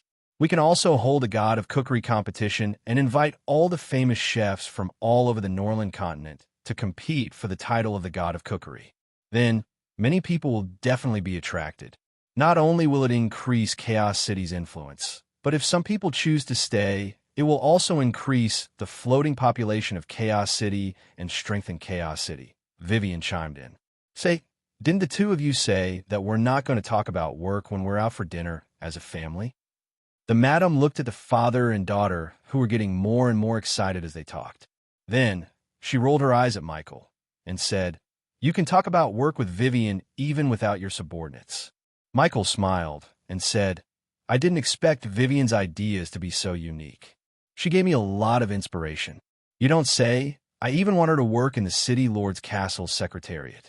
The injection of young blood might be able to give those old fellows some new ideas." "That won't do.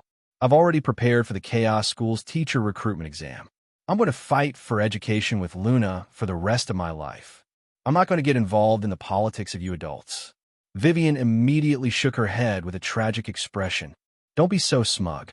Chaos School won't let you go to Chaos City just because you're the young mistress of the City Lord's Castle.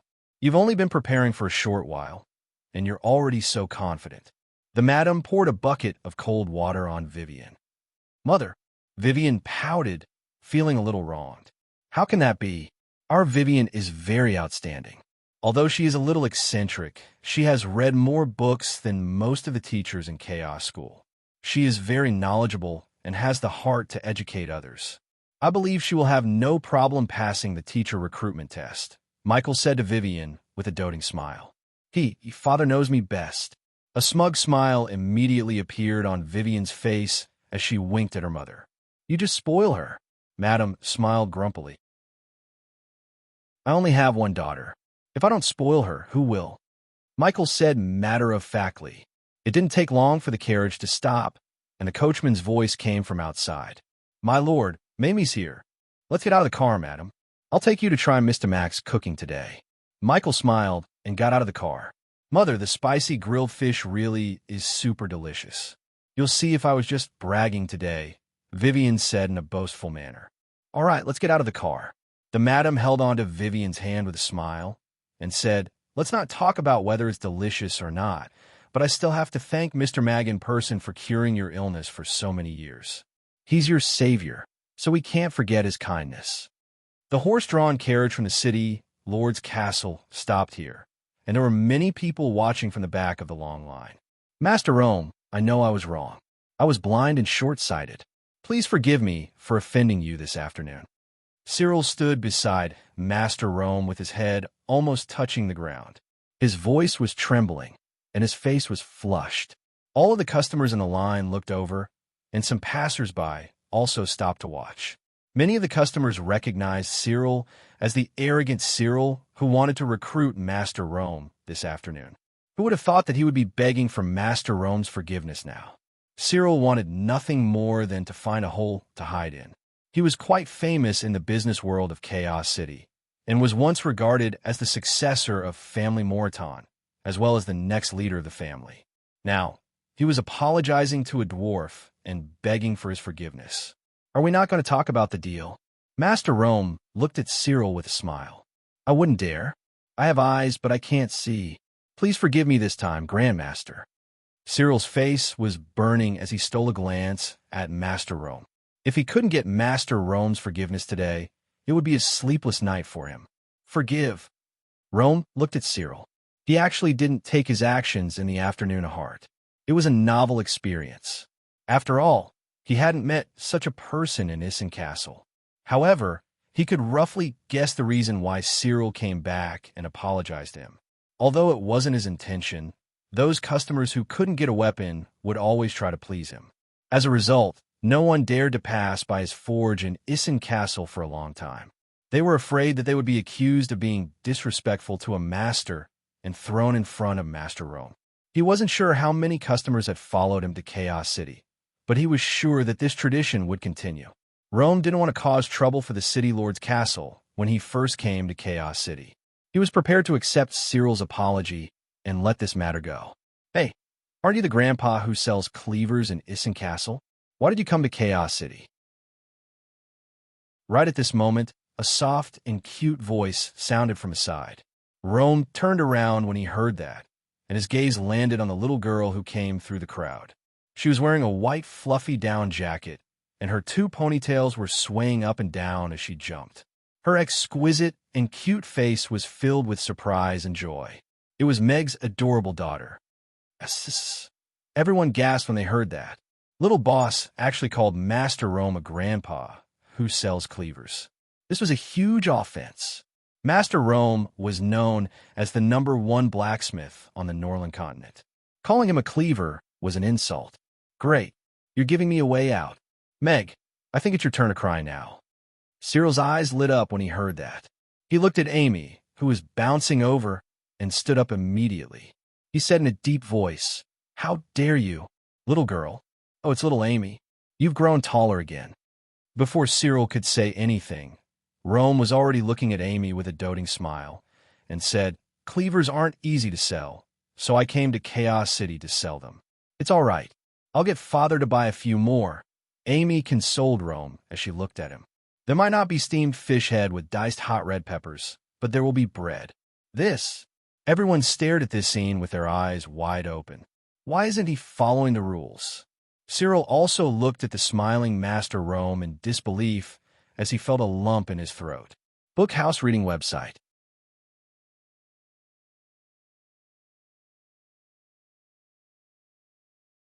Chapter 1662. So Little Boss and Master Rome know each other. The onlookers looked at this scene and suddenly realized something. Then, they looked at Cyril with pity. Everyone had a different fate. Master Rome dotes on Little Boss so much. That's right, a legendary blacksmith who claims to sell kitchen knives. Only the Little Boss can do that. Cuteness is justice. People whispered among themselves as they looked at me with smiles in their eyes. Cyril stood aside awkwardly. He even forgot to close his mouth. He was so flustered that he didn't even know where to put his hands. He thought that this little brat would offend Master Rome and give him a chance to show off. But he didn't expect that this little brat and Master Rome knew each other. After greeting Rome, Amy turned to look at Cyril and frowned. "Isn't this that annoying uncle? Little Amy, you know him?"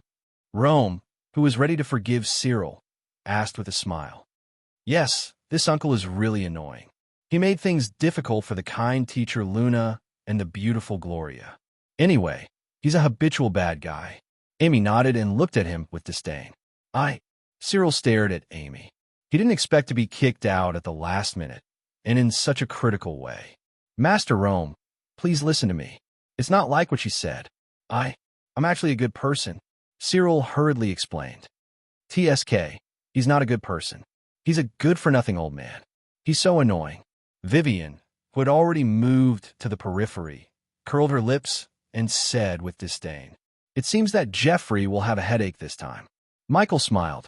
Rome looked at Cyril and frowned. It seemed that this guy was worse than he thought.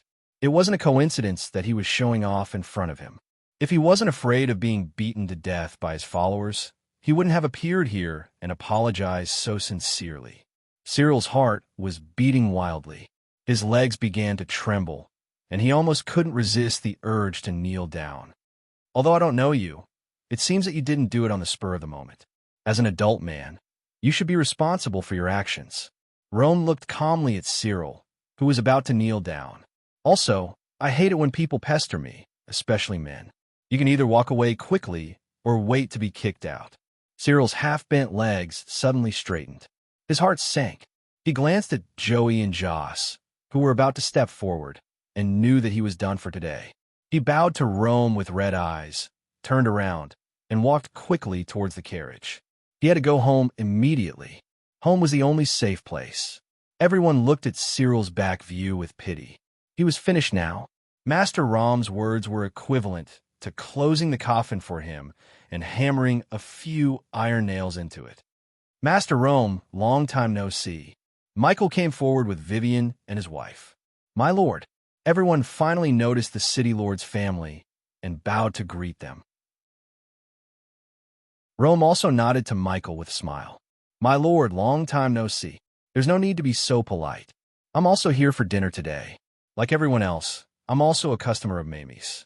Michael waved his hand with a smile. He looked at Rome and said, Let's line up at the back for now.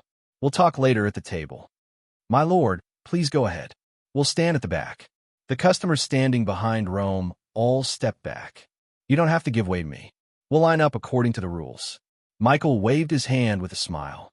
Chaos City is a city with rules, and Mamie's is also a restaurant with rules. We have to follow the rules. Everyone smiled when they heard that. Everyone was willing to follow Mamie's rules because of the delicious food and the special atmosphere they created together. In this place, the barriers between races and the differences in status seemed to be negligible. It was because of those strict rules that were not difficult to accept, and also because of those delicacies that made people feel blissful. Hello, Big Sister Vivian, Uncle City Lord, and Pretty Annie. Amy greeted everyone, and then bade farewell to Rome before skipping towards the restaurant's entrance. What a cute little girl. The city lord's wife, Monica, looked at Amy skipping away with glowing eyes. She's Mr. Mac's daughter, Amy. She's also the little boss of Mamie's. She's also Luna's student.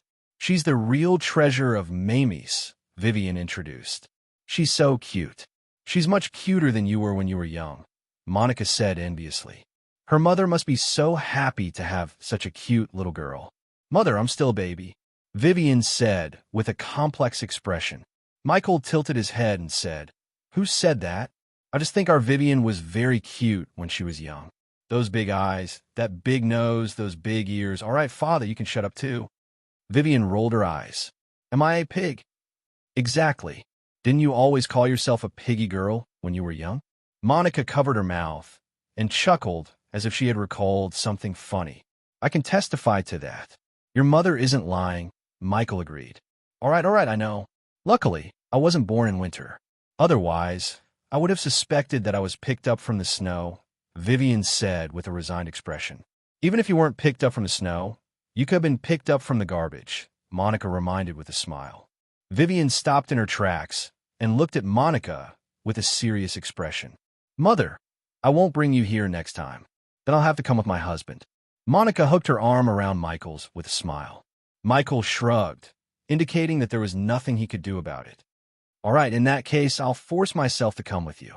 Vivian looked at the two of them in silence for a while before a smile appeared on her face again. She hooked her arm around Monica's. It's fate. In the restaurant, Meg looked on as Cyril got onto the horse-drawn carriage and left in a disheveled state. He shook his head with a smile. Amy's coincidental intervention had wiped out Cyril's last hope of resolving the problem by himself. He could only go back and face Jeffrey's wrath. Amy entered the restaurant and hung her little bag on Ugly Duckling.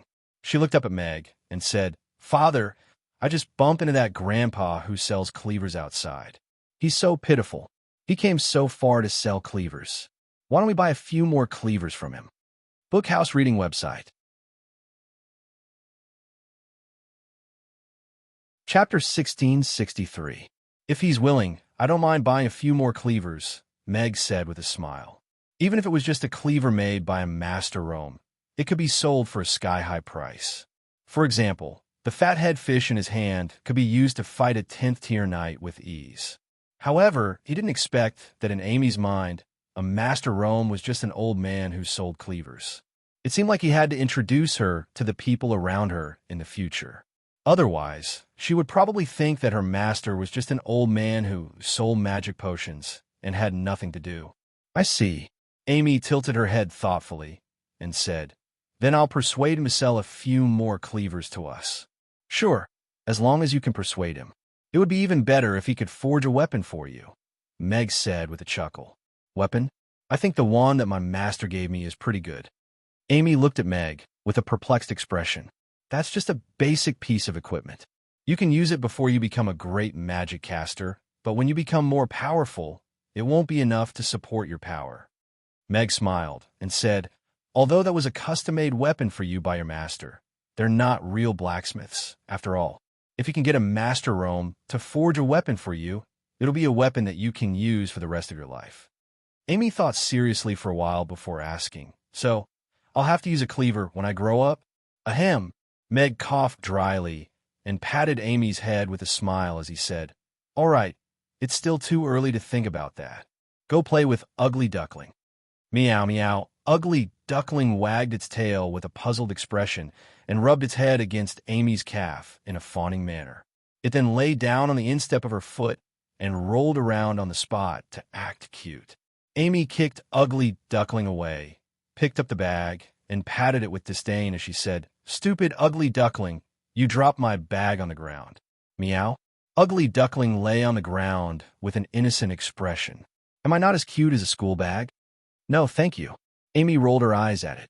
Meow. Ugly Duckling covered its eyes in despair. Although it seems strange to use a kitchen knife, since Father said that I should use the weapon made by Grandpa Kitchen Knife when I grow up, then I'll ask him to make one for me. I just don't know if the two masters will be angry. Amy put her bag on the counter and pondered seriously with her chin in her hand. Mia and Barbara had already arrived at the restaurant. They had nothing to do and were chatting while waiting for dinner. What do young ladies talk about these days? Barbara asked curiously. Everyone looked at each other and fell silent for a moment. Speaking of which, they were all young ladies, but none of them could be considered normal.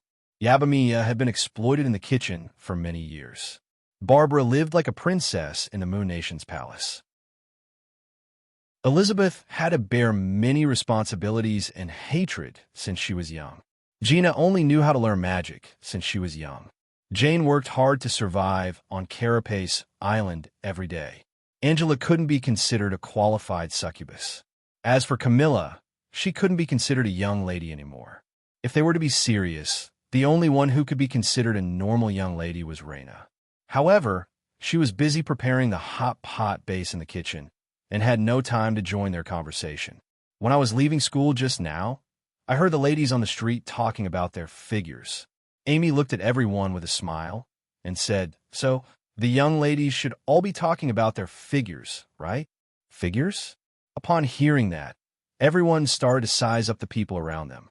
Their eyes secretly lingered on certain body parts for a while before they moved on to the next person without leaving any trace. Barbara shrank back a little. She suddenly regretted asking that question. Big Sister Mia has such a good figure. Although she looks skinny, her lines are very perfect. Most importantly, she even has breasts.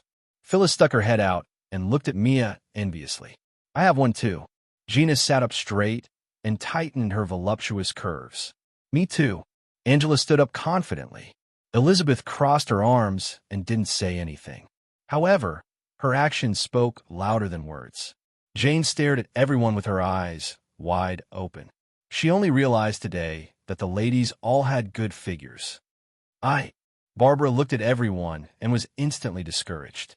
She muttered softly, I'm still growing. Everyone laughed, and the atmosphere became cheerful and relaxed. Barbara bit her lips. She didn't feel like she was being mocked, but she was a little confused.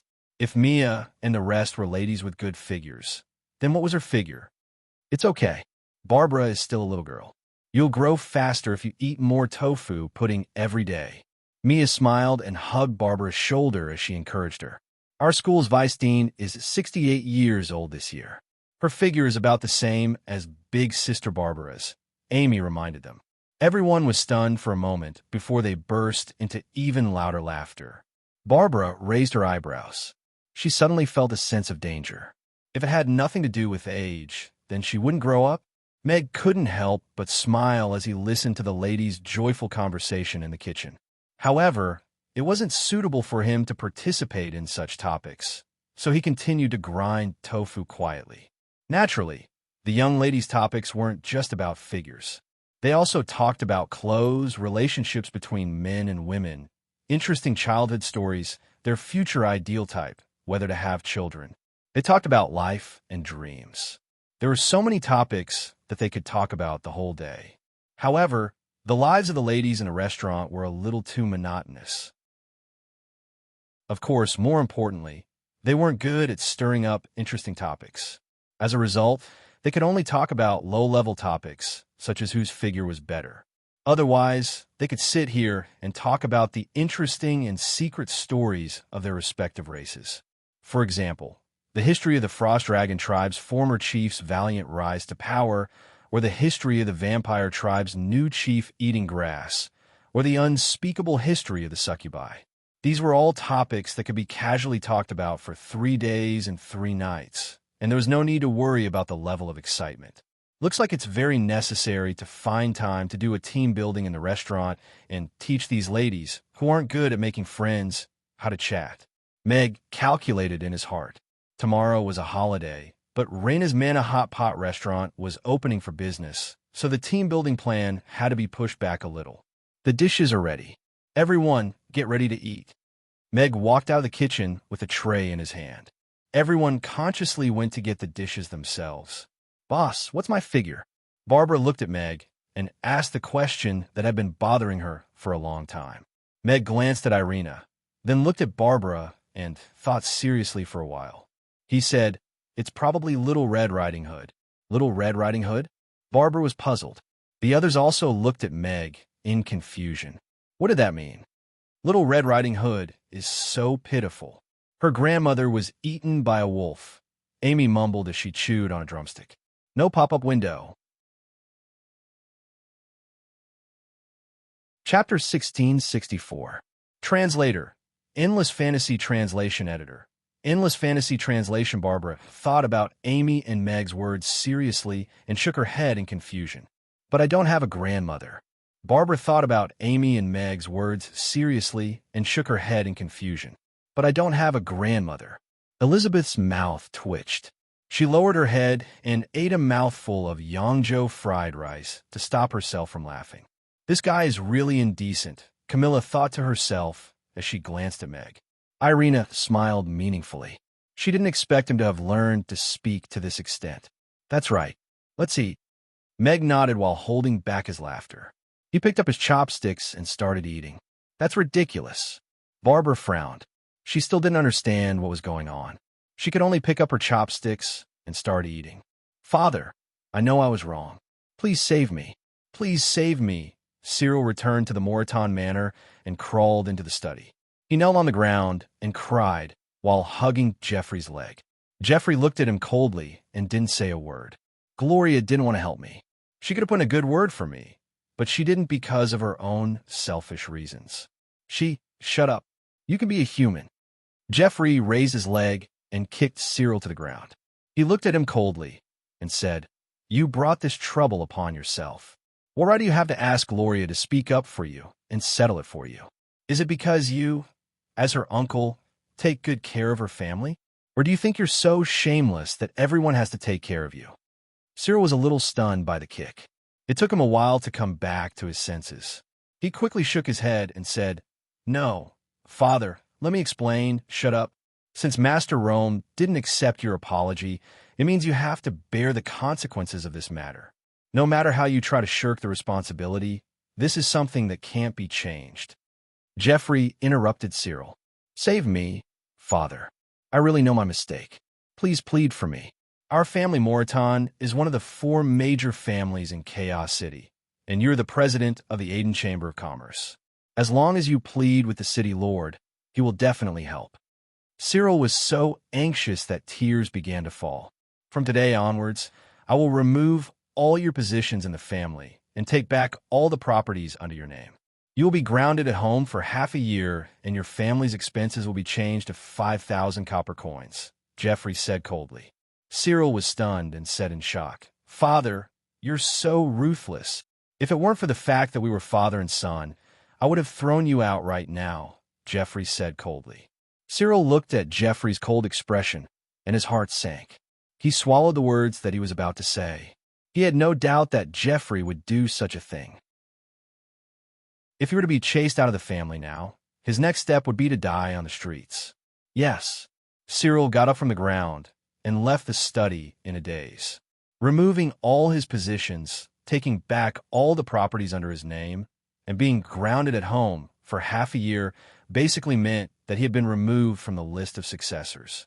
He couldn't understand how he had been kicked out of the game for no reason when his battle with Gloria had just begun. "Menard, make a trip to the city lord's castle for me," Geoffrey said calmly as he looked at the Secretary General who came in. Dicus came to Michael and softly said, "My lord, about Cyril, wait." Michael shook his head slightly. Dicus understood what he meant and greeted Monica and Vivian before returning to the group without saying another word. The door of the restaurant slowly opened, and Meg walked out with a smile to welcome the guests. "My lord, my lady." Meg greeted Michael and his family with a smile. "Are you just going to ignore me? I'm Luna's best friend," Vivian said with a displeased expression. "This blockhead really doesn't understand at all. If you want to get a girl, you have to get her best friend first." "Are you here for grilled fish again, Miss Vivian?" Meg asked with a smile. "Of course, I'm not wrong at all." Vivian nodded as a matter of fact. "Mr. Meg, I haven't had the chance to thank you in person for curing Vivian's body. I'm here to thank you today." Monica bowed slightly at the thought of Meg. All of the guests were surprised to see this. Judging from the words of the city lord's wife, Mr. Meg was Miss Vivian's benefactor? If that was the case, then wouldn't Mamie's have another city lord backing her? "You're too kind, my lady." Meg hurriedly waved his hands. He knew that Vivian didn't come here to eat the spicy grilled fish just because it was delicious, but he didn't think that he would receive any special thanks from her. However, the statement made by the city lord's wife at the entrance of the restaurant today was equivalent to telling the entire world that Mamie's was under the protection of the city lord's castle, so she could avoid some trouble in the future. Michael and his family entered the restaurant and made their way directly to the table where Master Rome was seated. Michael sat down beside Rome with a smile and introduced, "Master Rome, this is my wife, Monica, and this is my daughter, Vivian." "Hello, Master Rome. It's an honor to meet you," Monica said with a gentle smile. "Master, I'm your loyal fan, and I admire you very much." Vivian was looking at Rome with glowing eyes, and she was wondering if she should ask him to forge a sword for her. "Hello, madam." Michael also nodded at Monica with a smile. He then looked at Vivian and said, "You're very beautiful, just like your mother." "That's good," Michael said with a smile. "That's what I thought too." Vivian nodded in agreement. She then flipped open the menu and said, "Let's order first. I can't wait to eat the spicy grilled fish." "I agree. I can't wait to eat the steamed fish head with diced hot red peppers, either." Rome nodded and added, "One for each." "All right, I'll order an extra steamed fish head with diced hot red peppers for you. After that, we'll have a large medium spicy grilled fish. As for the rest," Vivian turned the menu around and moved it in front of Monica. "Mother, it's your first time here, so you choose. What a special menu. Are the images on the menu what the actual dishes look like?" "They all look very enticing." Monica's eyes lit up as she looked at the images on the menu. That's not enough to fully showcase their beauty. Mr. Mac's dishes are all perfect in terms of color, aroma, and taste. He's like an exquisite artist. "It's perfect." Vivian pointed at the tofu pudding and suggested, "You could try the tofu pudding. It's super good. Not only can it whiten your skin, but it can also remove scars and scars."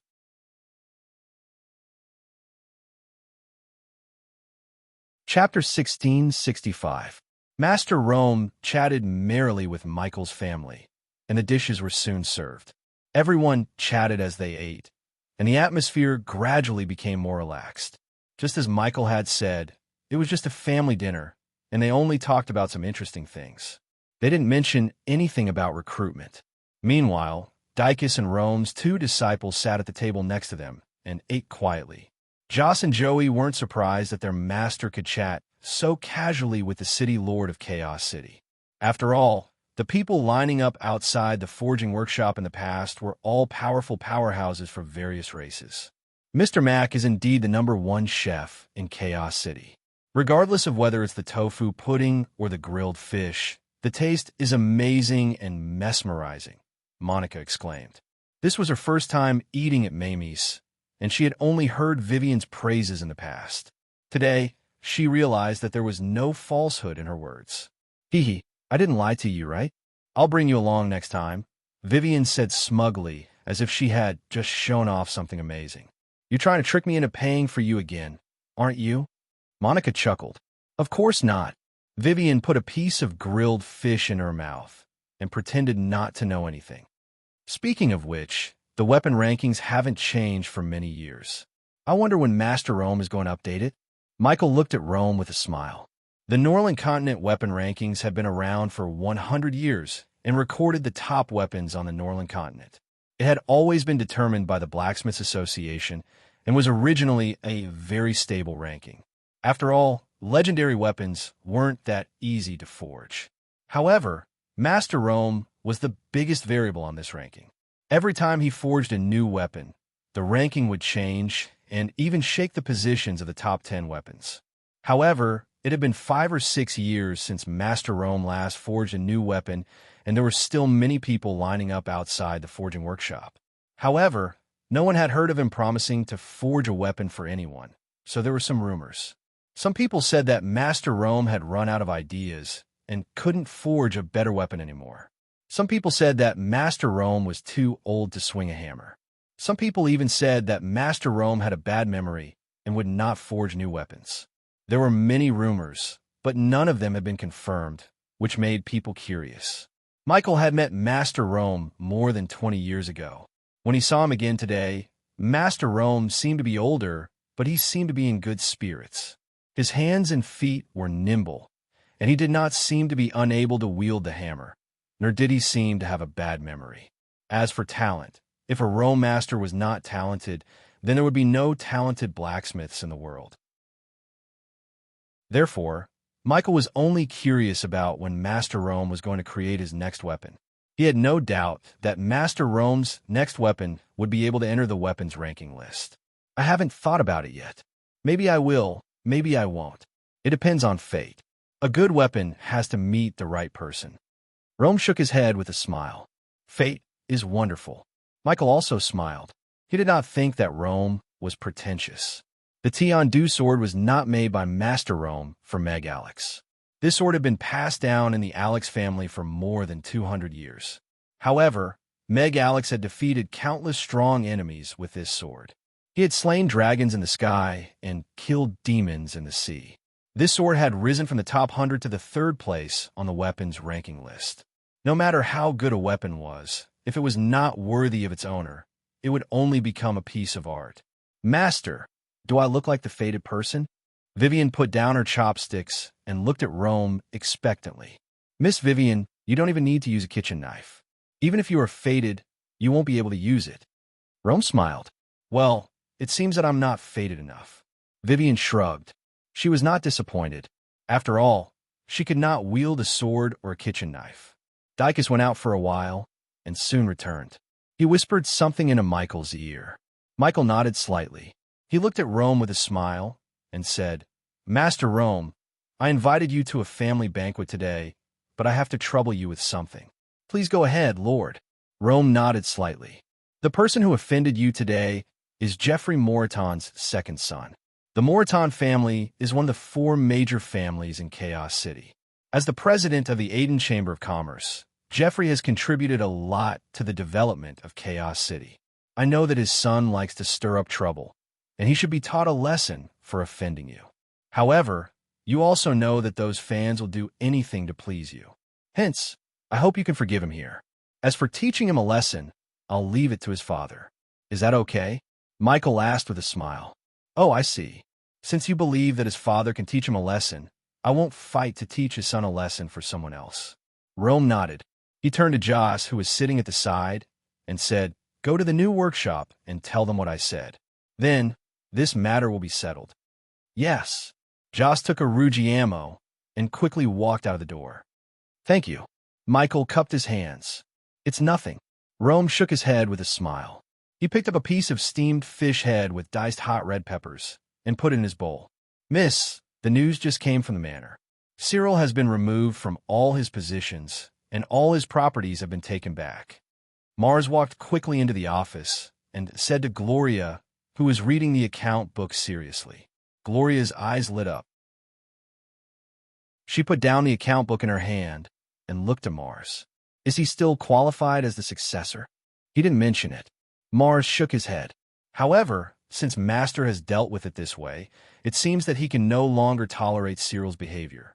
It's a good thing for you. Cyril brought this upon himself. We just need to do our own things. Everything else will be decided by Grandpa. Gloria picked up the account book again and continued reading. Mars looked at Gloria with admiration and quietly left the room. What are you looking at? Camilla leaned against the wall and looked at Angela, who was peeking out a little wretchedly. There was a bit of examination and probing in her eyes. Nothing, I'm just casually looking at this busy restaurant. The work seems to be busier than I thought. Angela looked away from Irina without leaving a trace and said calmly, Is that so? Angela looked at her with a faint smile. Then what are you looking at, Sister Camilla? Angela leaned forward slightly and looked at Camilla with a smile. Her slender phoenix eyes were already slightly narrowed. I'm not a woman you can seduce. You don't have to try this on me. Camilla curled her lips and said with a bit of contempt, Sorry, it's an occupational disease.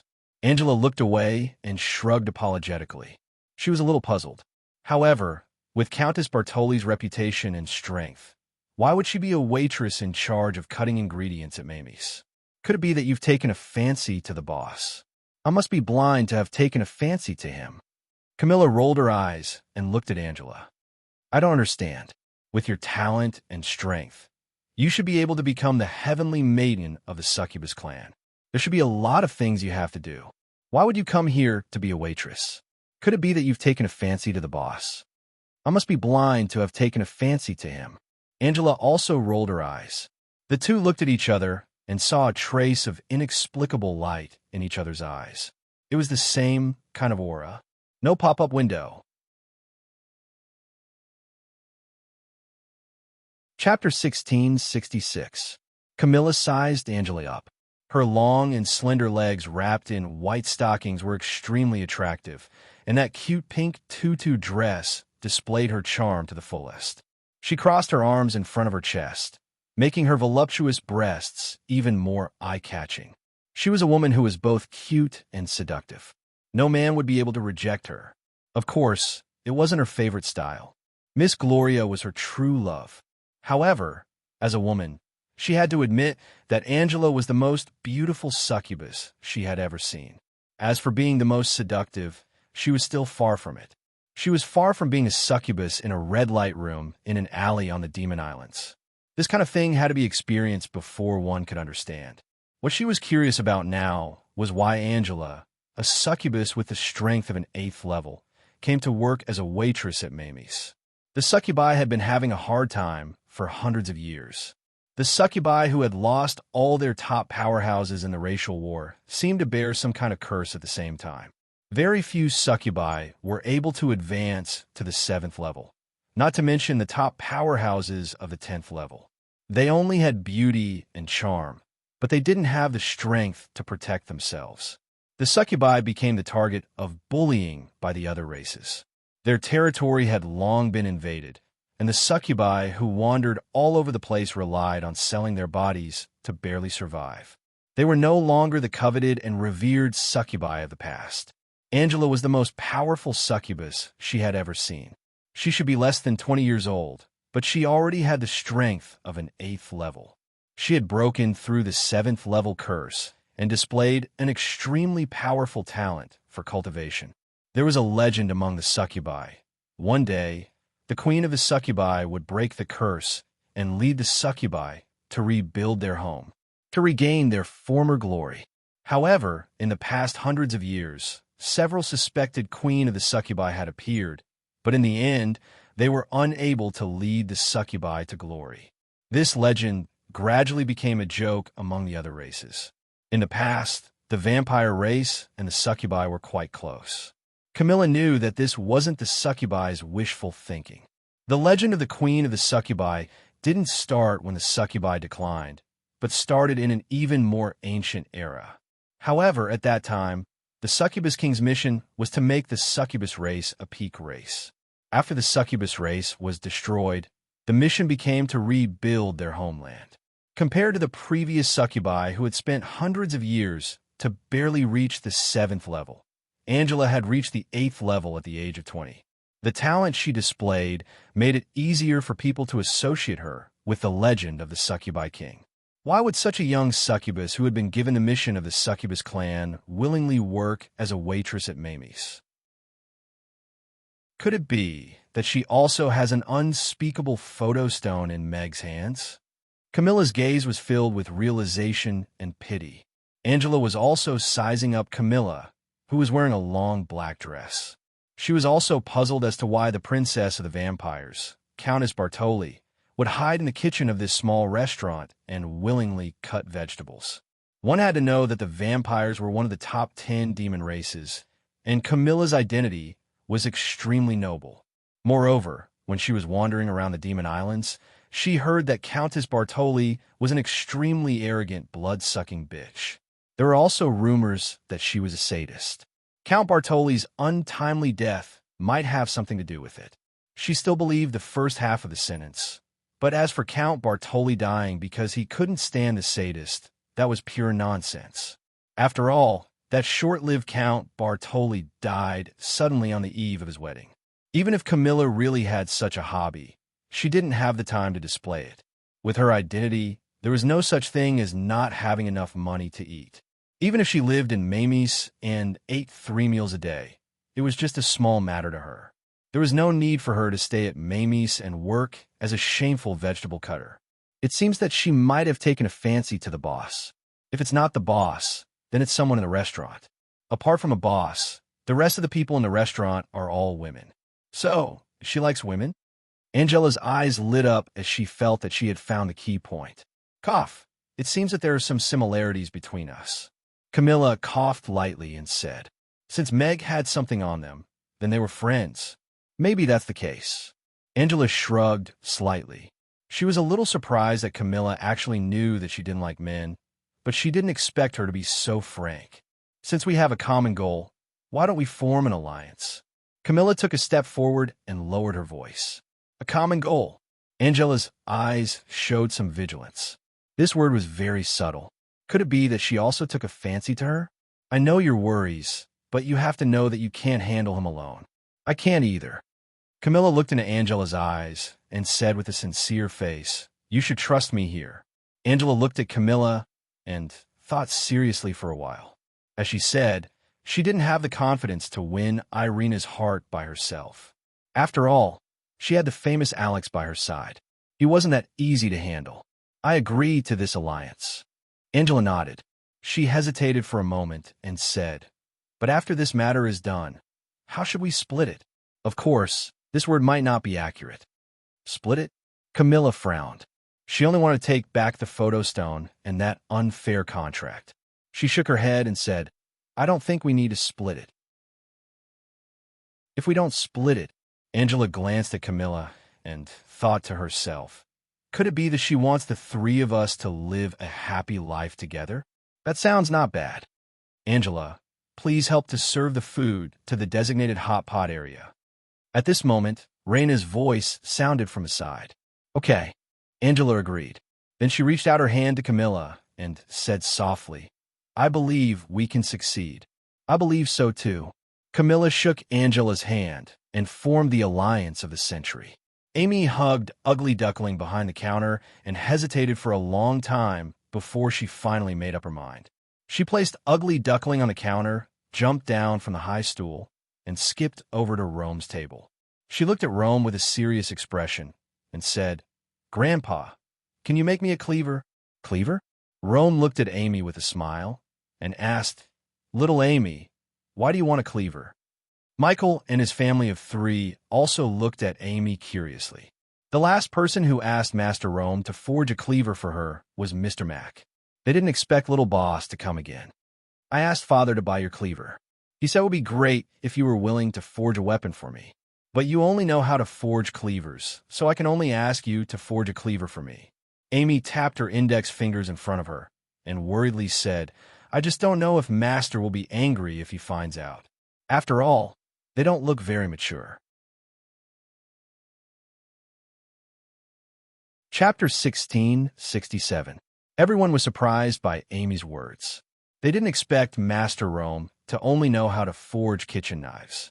They were also amused by her worried expression. Her 2 masters were legendary magic casters, and she was calling them immature? Everyone took another look at the table by the window that was reserved for the 2 great magicians. Now, there was a new guest. It seemed that the little boss only said this after confirming that his master had left. Master Rome was also taken aback when he heard that. Then he burst into laughter. Most people in this world respected him, feared him, or asked him for help. Very few people could treat him as an ordinary person. However, Amy only thought that he was a blacksmith who forged kitchen knives, and the kind that couldn't make a living. She clearly didn't like using kitchen knives, but she still wanted to buy one from him as a weapon.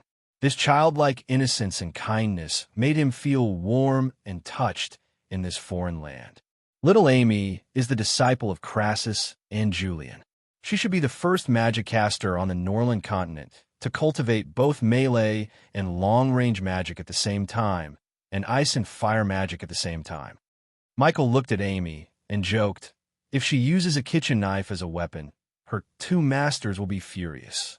Everyone had kind smiles on their faces. It was obvious that Master Rome liked Amy very much, so he naturally didn't take her childish words to heart. Of course, no one took Amy's request seriously. Countless magic casters were queuing up to ask Master Rome to forge a wand for them, but they were all rejected. How could Master Rome agree to such a request? Meg also heard Amy's words from the kitchen. He rubbed his brows. He didn't expect this little girl to interpret his words like that. Why would a magic caster use a kitchen knife? Was she using a kitchen knife to chop electric wires and create sparks along the way? Master Rome's eyes lit up when he heard that. He looked at Amy with surprise. She's a master of both melee and long-range magic, and ice and fire magic at that.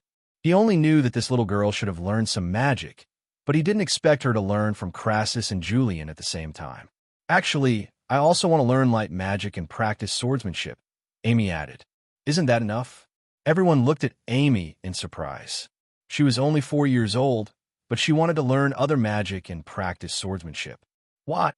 Luo Mu's gaze became more and more interested as he asked.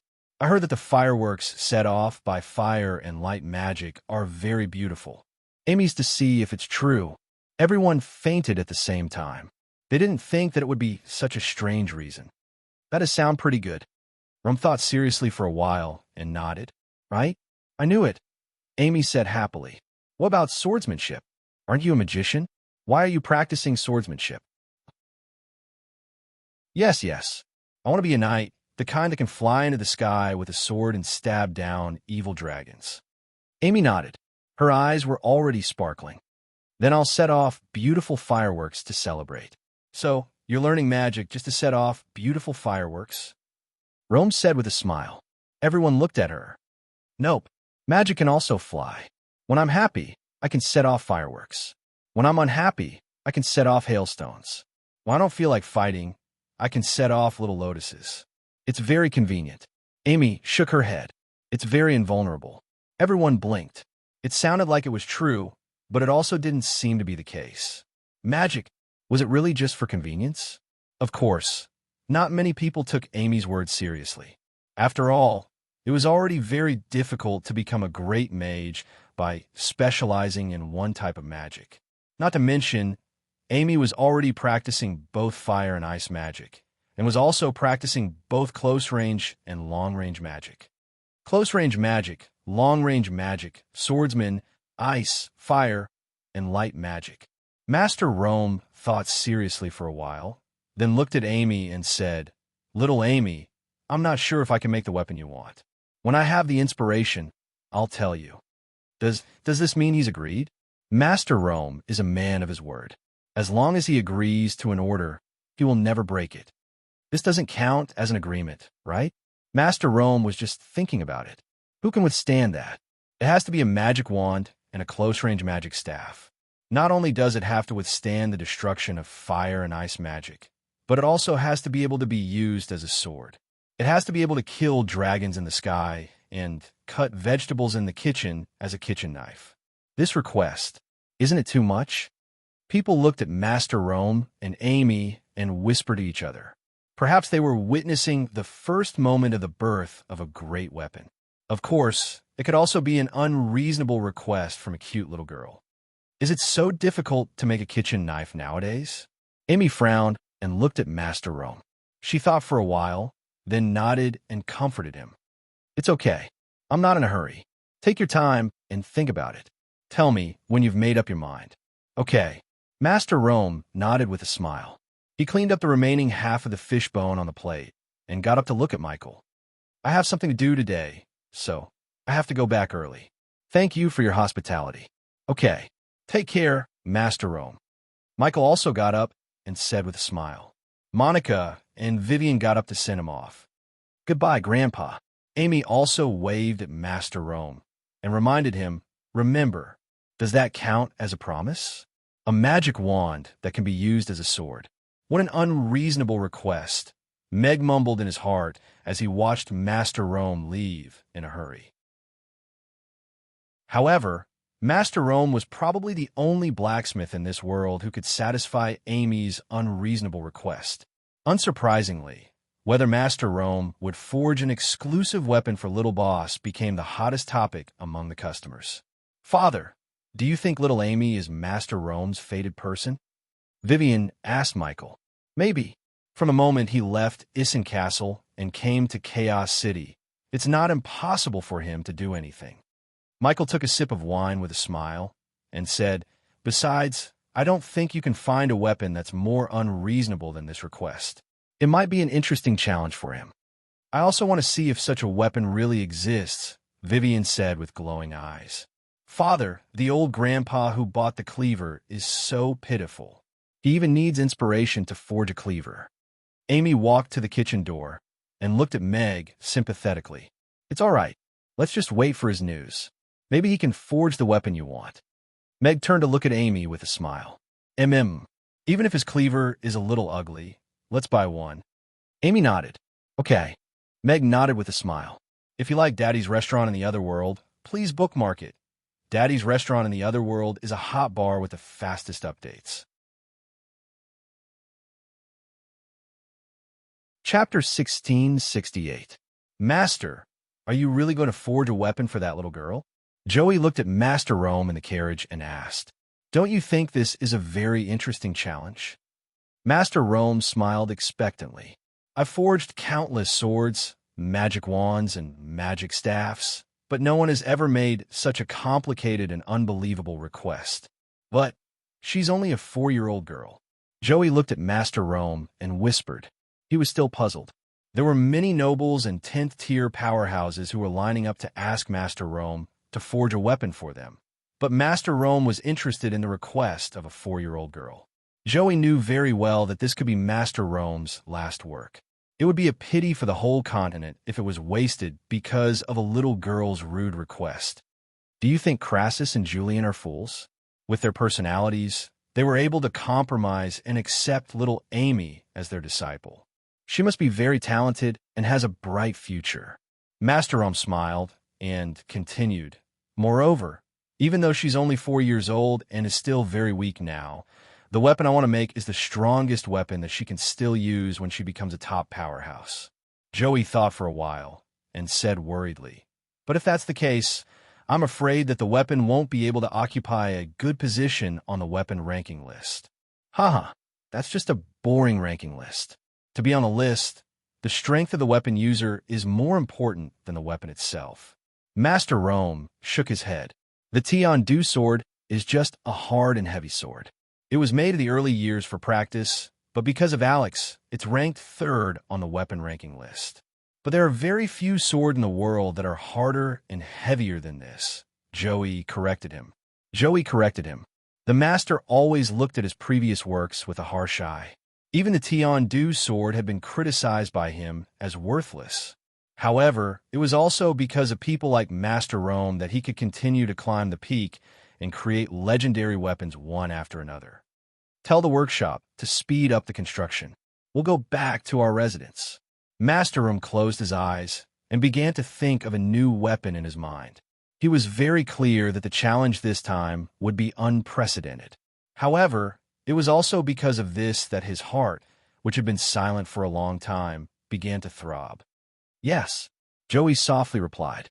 He instructed the coachman to return to his residence and sat in the corner without making a sound. Ding! The system has noticed that the host has opened a hot pot restaurant and has taken an important step in spreading delicacies in the other world. New mission. The number of diners in the new hot pot restaurant must reach 1,000 on the first day. Mission success. You will receive a recipe for mutton soup. Mission failure. Head to the northwest and collect sheep dung for half a month. The system's voice suddenly rang in Meg's mind. Meg was stunned and frowned. System, are you serious about picking up sheep dung for half a month? Genuine sheep dung, the system replied. Today's business hours are almost over, and you suddenly gave me such a mission. The hot pot restaurant will open tomorrow. Where am I going to get 1,000 diners for you? Meg rolled his eyes in annoyance. This system was too fucking unreliable. Man, a hot pot restaurant had not made any announcements yet. It would not be easy to fill up the restaurant on the first day of business. Back then, Mamie's waited for its first customer with great difficulty, and it took a long time to fill up the restaurant with customers. He did not want to go to the northwest and pick up sheep dung. That was not as easy to pick up as cow dung. Seeing that the system did not say anything, Meg looked into the restaurant. It was almost the end of the business hours, and the customers were already preparing to leave. I can't let this batch of customers leave. Meg put down the spatula and wiped his hands with a towel. He walked out of the kitchen and smiled. Excuse me, everyone. I have something to announce. Tomorrow, Mana Hot Pot Restaurant opened by Raina, the person in charge of Mamie's Hot Pot area, will officially open for business. The era of affordable hot pot will begin. Everyone is welcome to try it. Go out and turn left. It's about 500 meters away. The customers looked at Meg in silence for a moment, and then they burst into an uproar. Oh my God, did Mr. Mac open a new hot pot restaurant behind our backs? Affordable hot pot? Does that mean the price is cheaper than Mamie's hot pot? Mamie's hot pot costs more than 1,000 yuan per person if we order a few more pieces of meat. It's a little heart-wrenching. I wonder what the price of the new hot pot restaurant is like. Mamie's is on holiday tomorrow. I was just worried about not having a place to eat. Let's try the new hot pot restaurant. The customers showed great enthusiasm for the new hot pot restaurant. Is the boss promoting it personally? Raina, who was in the kitchen, looked at Meg in surprise when she heard the commotion. She was worried that there would be no business tomorrow. It was her first time opening a restaurant, so she did not know how to promote it.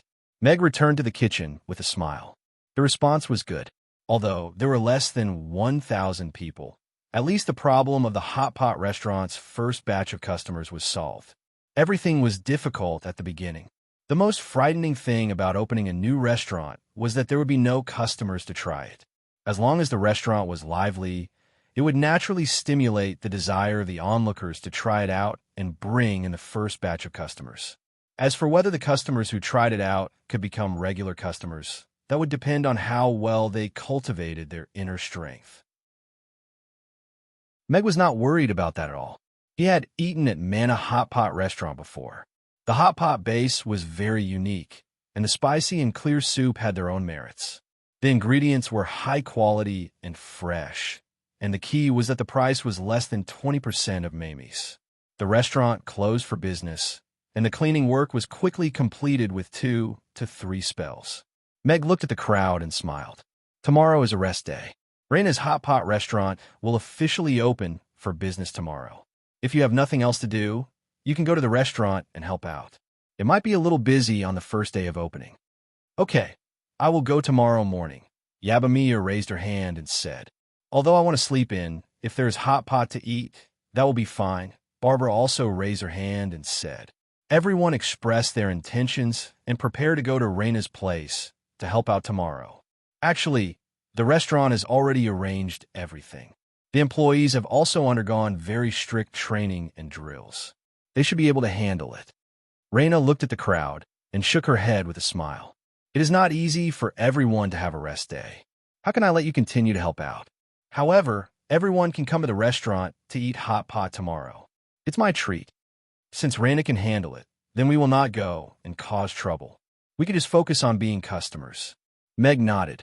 It seemed like Reina was already prepared. All right, then you can call up all your friends tomorrow. It's my treat. Let's go to Reina's Hot Pot restaurant for hot pot. Meg looked at the crowd and said, no pop-up window. Chapter 1669. Ding. The system solemnly reminds the host that you are not allowed to invite your friends and family to a meal.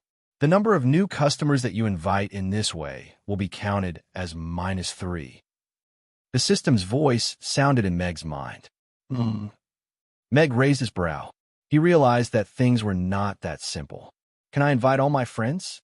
Then I'll get to know a lot of friends. Amy started counting with her fingers.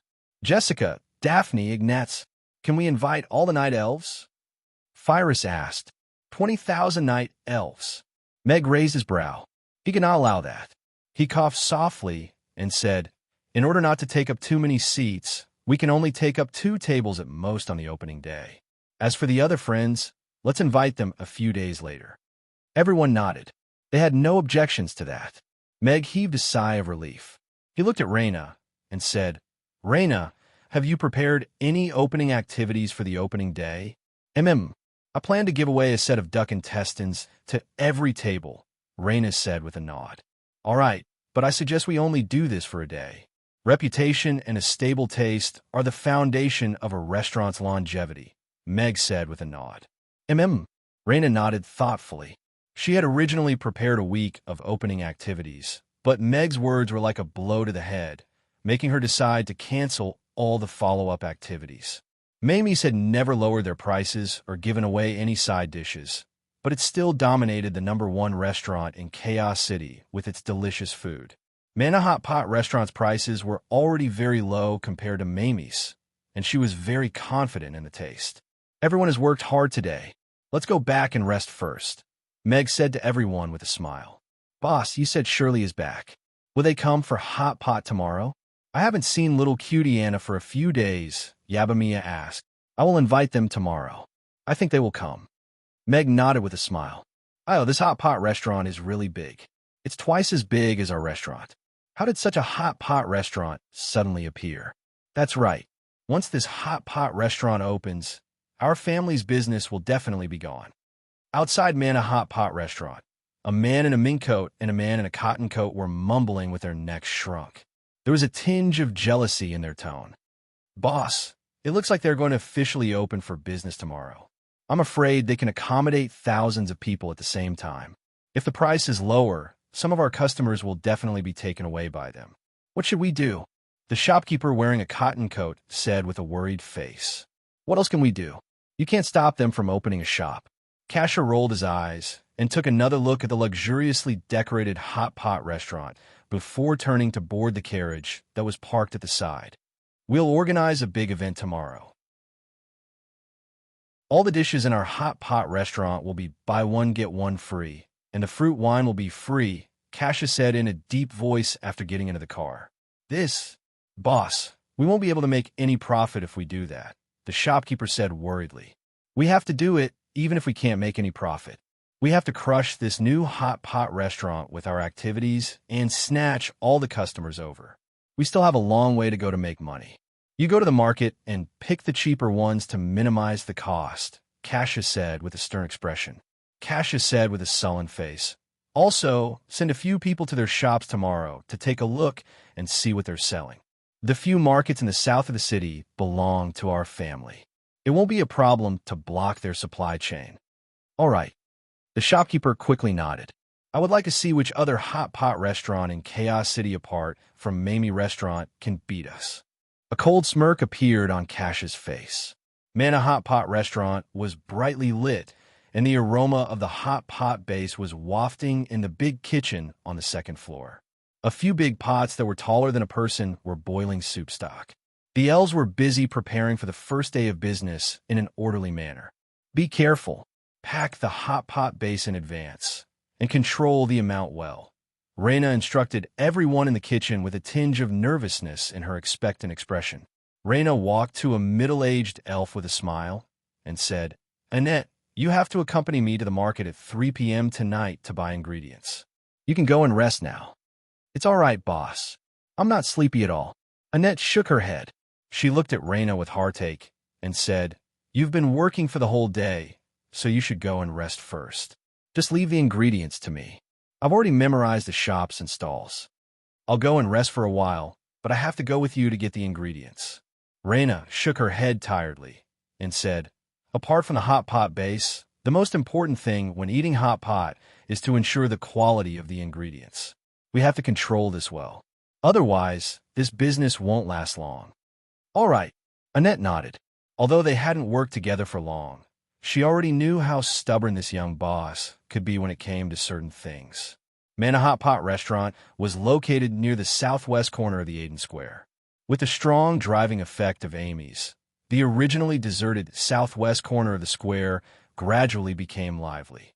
There were restaurants everywhere, and it gradually became another dining hotspot in the Aiden Square. There was a group of restaurants that were rather special, such as Fox Grilled Fish, Carmen Roast Duck Restaurant, Evan Roast Beef Kebabs. These restaurants were almost split from Amy's menu, and then became a new restaurant. These restaurants were priced in the mid-range to cater to customers who couldn't afford Mamie Restaurant's exorbitant prices, but were very interested in the legendary dishes of Mamie Restaurant. It had to be said that there were quite a number of such customers, and they contributed a lot of revenue to those restaurants. However, when those customers came out of the restaurants, most of them didn't look very satisfied.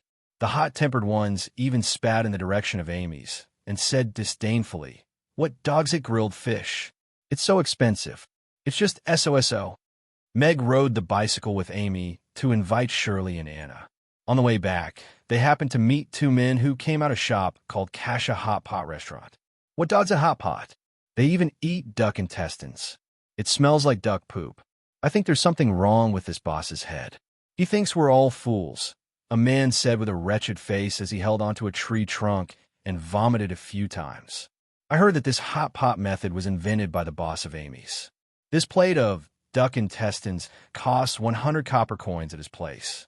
Fortunately, we didn't go to his place. We were almost cheated. The other man also had a complicated expression. Isn't that so?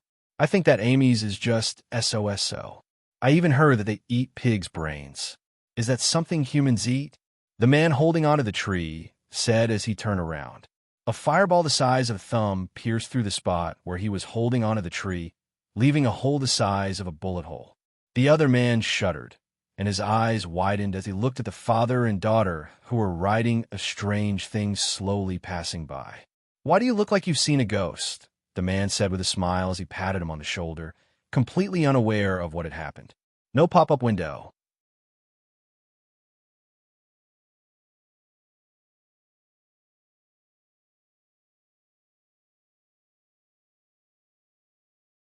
In his mind, the progress bar had jumped to 56/1000. Meg's bicycle stopped in front of the door. Raina, who was welcoming customers at the door, came up to them with a smile. Boss, little Amy, you're here. You're the boss today, Meg said with a smile as he carried Amy out of the car and looked at Raina, who was wearing a long red dress today. Raina smiled shyly and quickly said, Let's go in first. I've reserved a private room for everyone on the second floor. There's no need for a private room. We'll eat in the lobby on the first floor. However, Meg shook his head and smiled. There needs to be an atmosphere when eating hot pot. You don't have to worry about us. Amy and I will wait for them. Okay. Raina nodded and continued to welcome the customers with a smile. Meg stood at the side with Amy. He glanced at the flower baskets at the side, and his eyes narrowed. Out of the 16 flower baskets, 8 of them were bright red rose baskets, and the other 8 were more gentle and sober. They had the following words written on them. Congratulations to Manna Hot Pot Restaurant for its opening. Hill Buffett. Congratulations to Manna Hot Pot Restaurant for its opening. Gloria Moraton. These were specially sent by a florist this morning. They were ordered by Miss Hill from the Buffett family and Miss Gloria from the family Moraton. They should be for you, boss, Manna explained with a smile when she saw Meg staring at the flower baskets. It's a little weird to put them together. Meg raised his eyebrows. He did not know where the two of them heard the news and sent the flower baskets over. However, he felt that it was a little weird to put them together like this. Big Sister Hill and Big Sister Gloria really care about you, Father. Amy blinked and leaned closer to Meg. She whispered, Does Mother know? She has something to do today, so she won't be coming to eat hot pot with us. Meg smiled and patted Amy's head. He was not afraid at all. Is that so? We agreed to eat together tonight. Amy tilted her head and looked at Meg. It's just a gift of a flower basket for a friend's opening. It shouldn't be a problem, right? Meg began to ponder. You have to tell Mother that. If she believes it, then it shouldn't be a problem, Amy said with a smile. Manna Hot Pot Restaurant.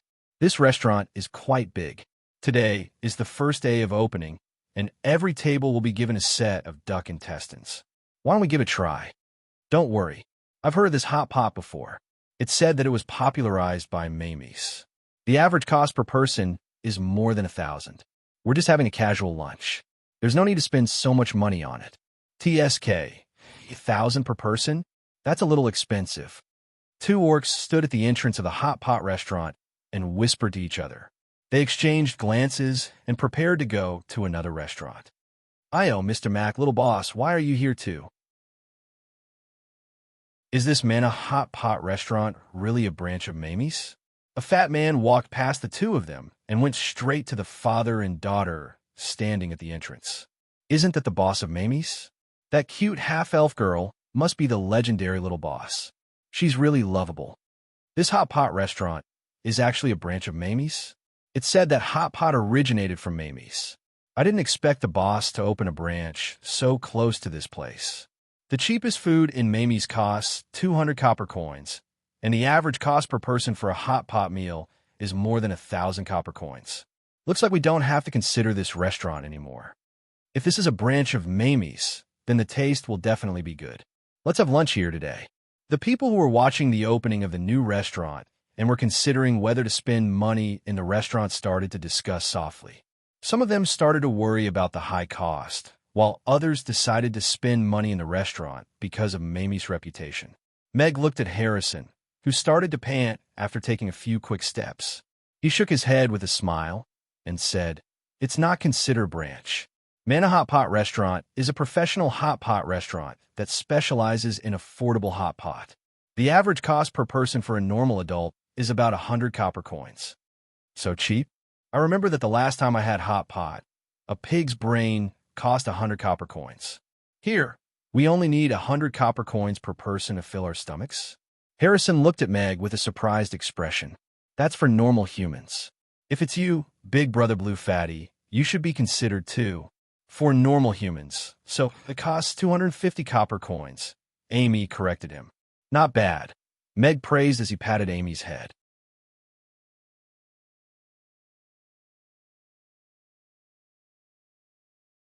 Chapter 1671.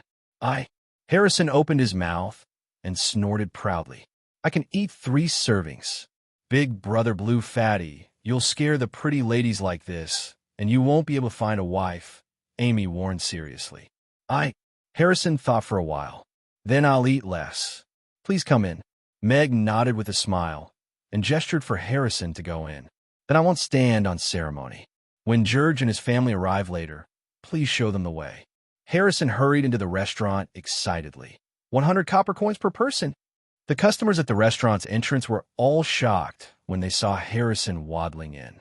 Mamie's exorbitant prices were no longer a rare thing in Chaos City.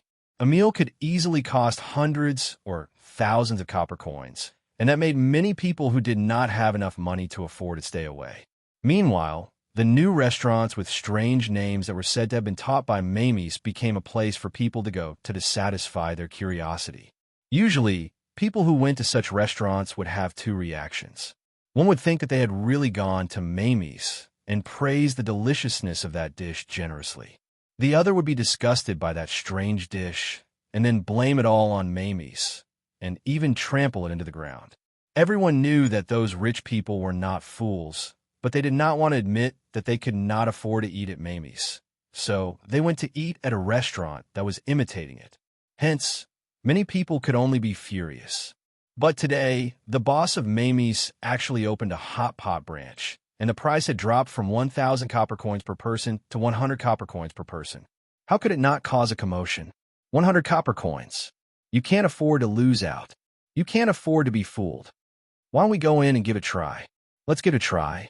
I want to see if this hot pot is really as amazing as the rumors say. The two orcs who were about to go to another restaurant turned around and went into the hot pot branch. As long as this boss is not trying to ruin his reputation, this hot pot must be better than other restaurants. Let's eat here for lunch today. Mr. Mac is on stage. It can't be wrong. This flower basket is a gift from Miss Hill of the Buffett family and Miss Gloria of the family Moreton. There's no mistake about it. Some of the customers who were originally hesitating whether or not to enter the restaurant finally made up their minds and rushed into the hot pot restaurant. +1, +1, +1. Meg looked at the number of new customers in his mind, which quickly exceeded 100, and the corners of his mouth began to curl upwards. Raina was also beaming with joy. After informing Meg, she turned around and entered the restaurant to prepare for the reception. The herd mentality in the food and beverage industry was very serious. After all, between a deserted restaurant and a lively one, 99% of people would choose the lively one, because popularity was often the proof of good taste. Therefore, the endless stream of customers entering Mana Hot Pot restaurant made some passers-by want to enter the restaurant to give a try. Entering a newly opened restaurant to spend money, there was no reference to its reputation. It was a game of heartbeat. Of course, the regulars of Mamies who received Meg's notice last night were not included in this list. Most of them greeted Meg and Amy familiarly and went straight into the hot pot restaurant. Mr. Mac was the golden signboard. If even Mr. Mac could not be trusted, then there was nothing to look forward to in Chaos City's culinary world. Boss Amy, Mia, and the rest came together and waved at Meg and the rest from afar. Anna and the rest didn't come. Mia looked around. They're here. Amy pointed behind them with her little pink finger. A rental horse-drawn carriage stopped, and Shirley was holding Anna's hand as they alighted from the horse-drawn carriage. Shirley, you're back. That's great, Mia said happily as her eyes lit up when she saw Shirley walking over. Everyone greeted her one after another. I'm fine.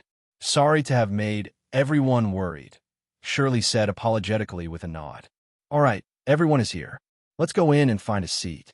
Let's chat while we have the hot pot. Meg smiled and interrupted everyone's chatter. He held Amy's little hand and led the way into the hot pot restaurant. Once they entered the restaurant, they saw that there were over 100 hot pot tables in the hall that was over 1,000 square meters. There were simple partitions between the tables, but the space was very transparent. At this moment, there were already over a dozen tables with smoke rising. The aroma of the spicy hot pot wafted in the hall, and the atmosphere was getting more and more lively. The hall that could accommodate hundreds of people eating at the same time would be very spectacular if it was full of people eating hot pot together. Let's sit here. Meg chose a corner seat by the window and sat down. The number of new customers in his mind started to increase slowly and steadily after a short burst of growth. The upward trend was not bad, and there was still hope for the number of new customers to exceed 1,000 on the first day. Meg couldn't be bothered to continue staring at it, and sat down to flip open the menu. Wow, the price of this dish is unbelievably low. A serving of pig's brain is only 25 copper coins. A serving of beef is only 35 copper coins. Even my favorite duck intestine is only 25 copper coins. Harrison, who was sitting not too far away from Meg and the rest, was already looking at the menu and immersing himself in surprise. Such a low price. Won't big sister Raina suffer a loss? Barbara looked at the menu and asked softly with concern. No one will do a losing business. To be able to offer such a price, it means that Raina can guarantee that she will get the ingredients at a good price. Meg shook his head with a smile. He trusted Raina's judgment and attitude. Big sister Raina is really a capable lady boss. Yabamiya praised emotionally. Order whatever you want. It's my treat today. Meg turned the menu to everyone. This is not good. Initially, everyone was just watching the show. After that man spoke for a while, all the customers went in. Now, it is really lively, a man said anxiously as he stomped his feet as he watched the customers enter Mana Hot Pot Restaurant one after another from distance away. This won't do. Raising a tiger will only invite calamity, another man said with a frown. Then what should we do? Watch me. Don't do anything rash. The boss specially instructed us to reduce the price. We can't touch this restaurant, and we don't dare to touch it. Don't worry, I'm not stupid. That man tidied his clothes and walked towards Mana Hot Pot Restaurant. Some customers gradually gathered at the entrance of the Hot Pot Restaurant. They were looking at the opening announcement hanging on the signboard. Giving away a serving of duck intestine is nothing. That man walked into the crowd and said with disdain, I just passed by Kasha Hot Pot Restaurant in front.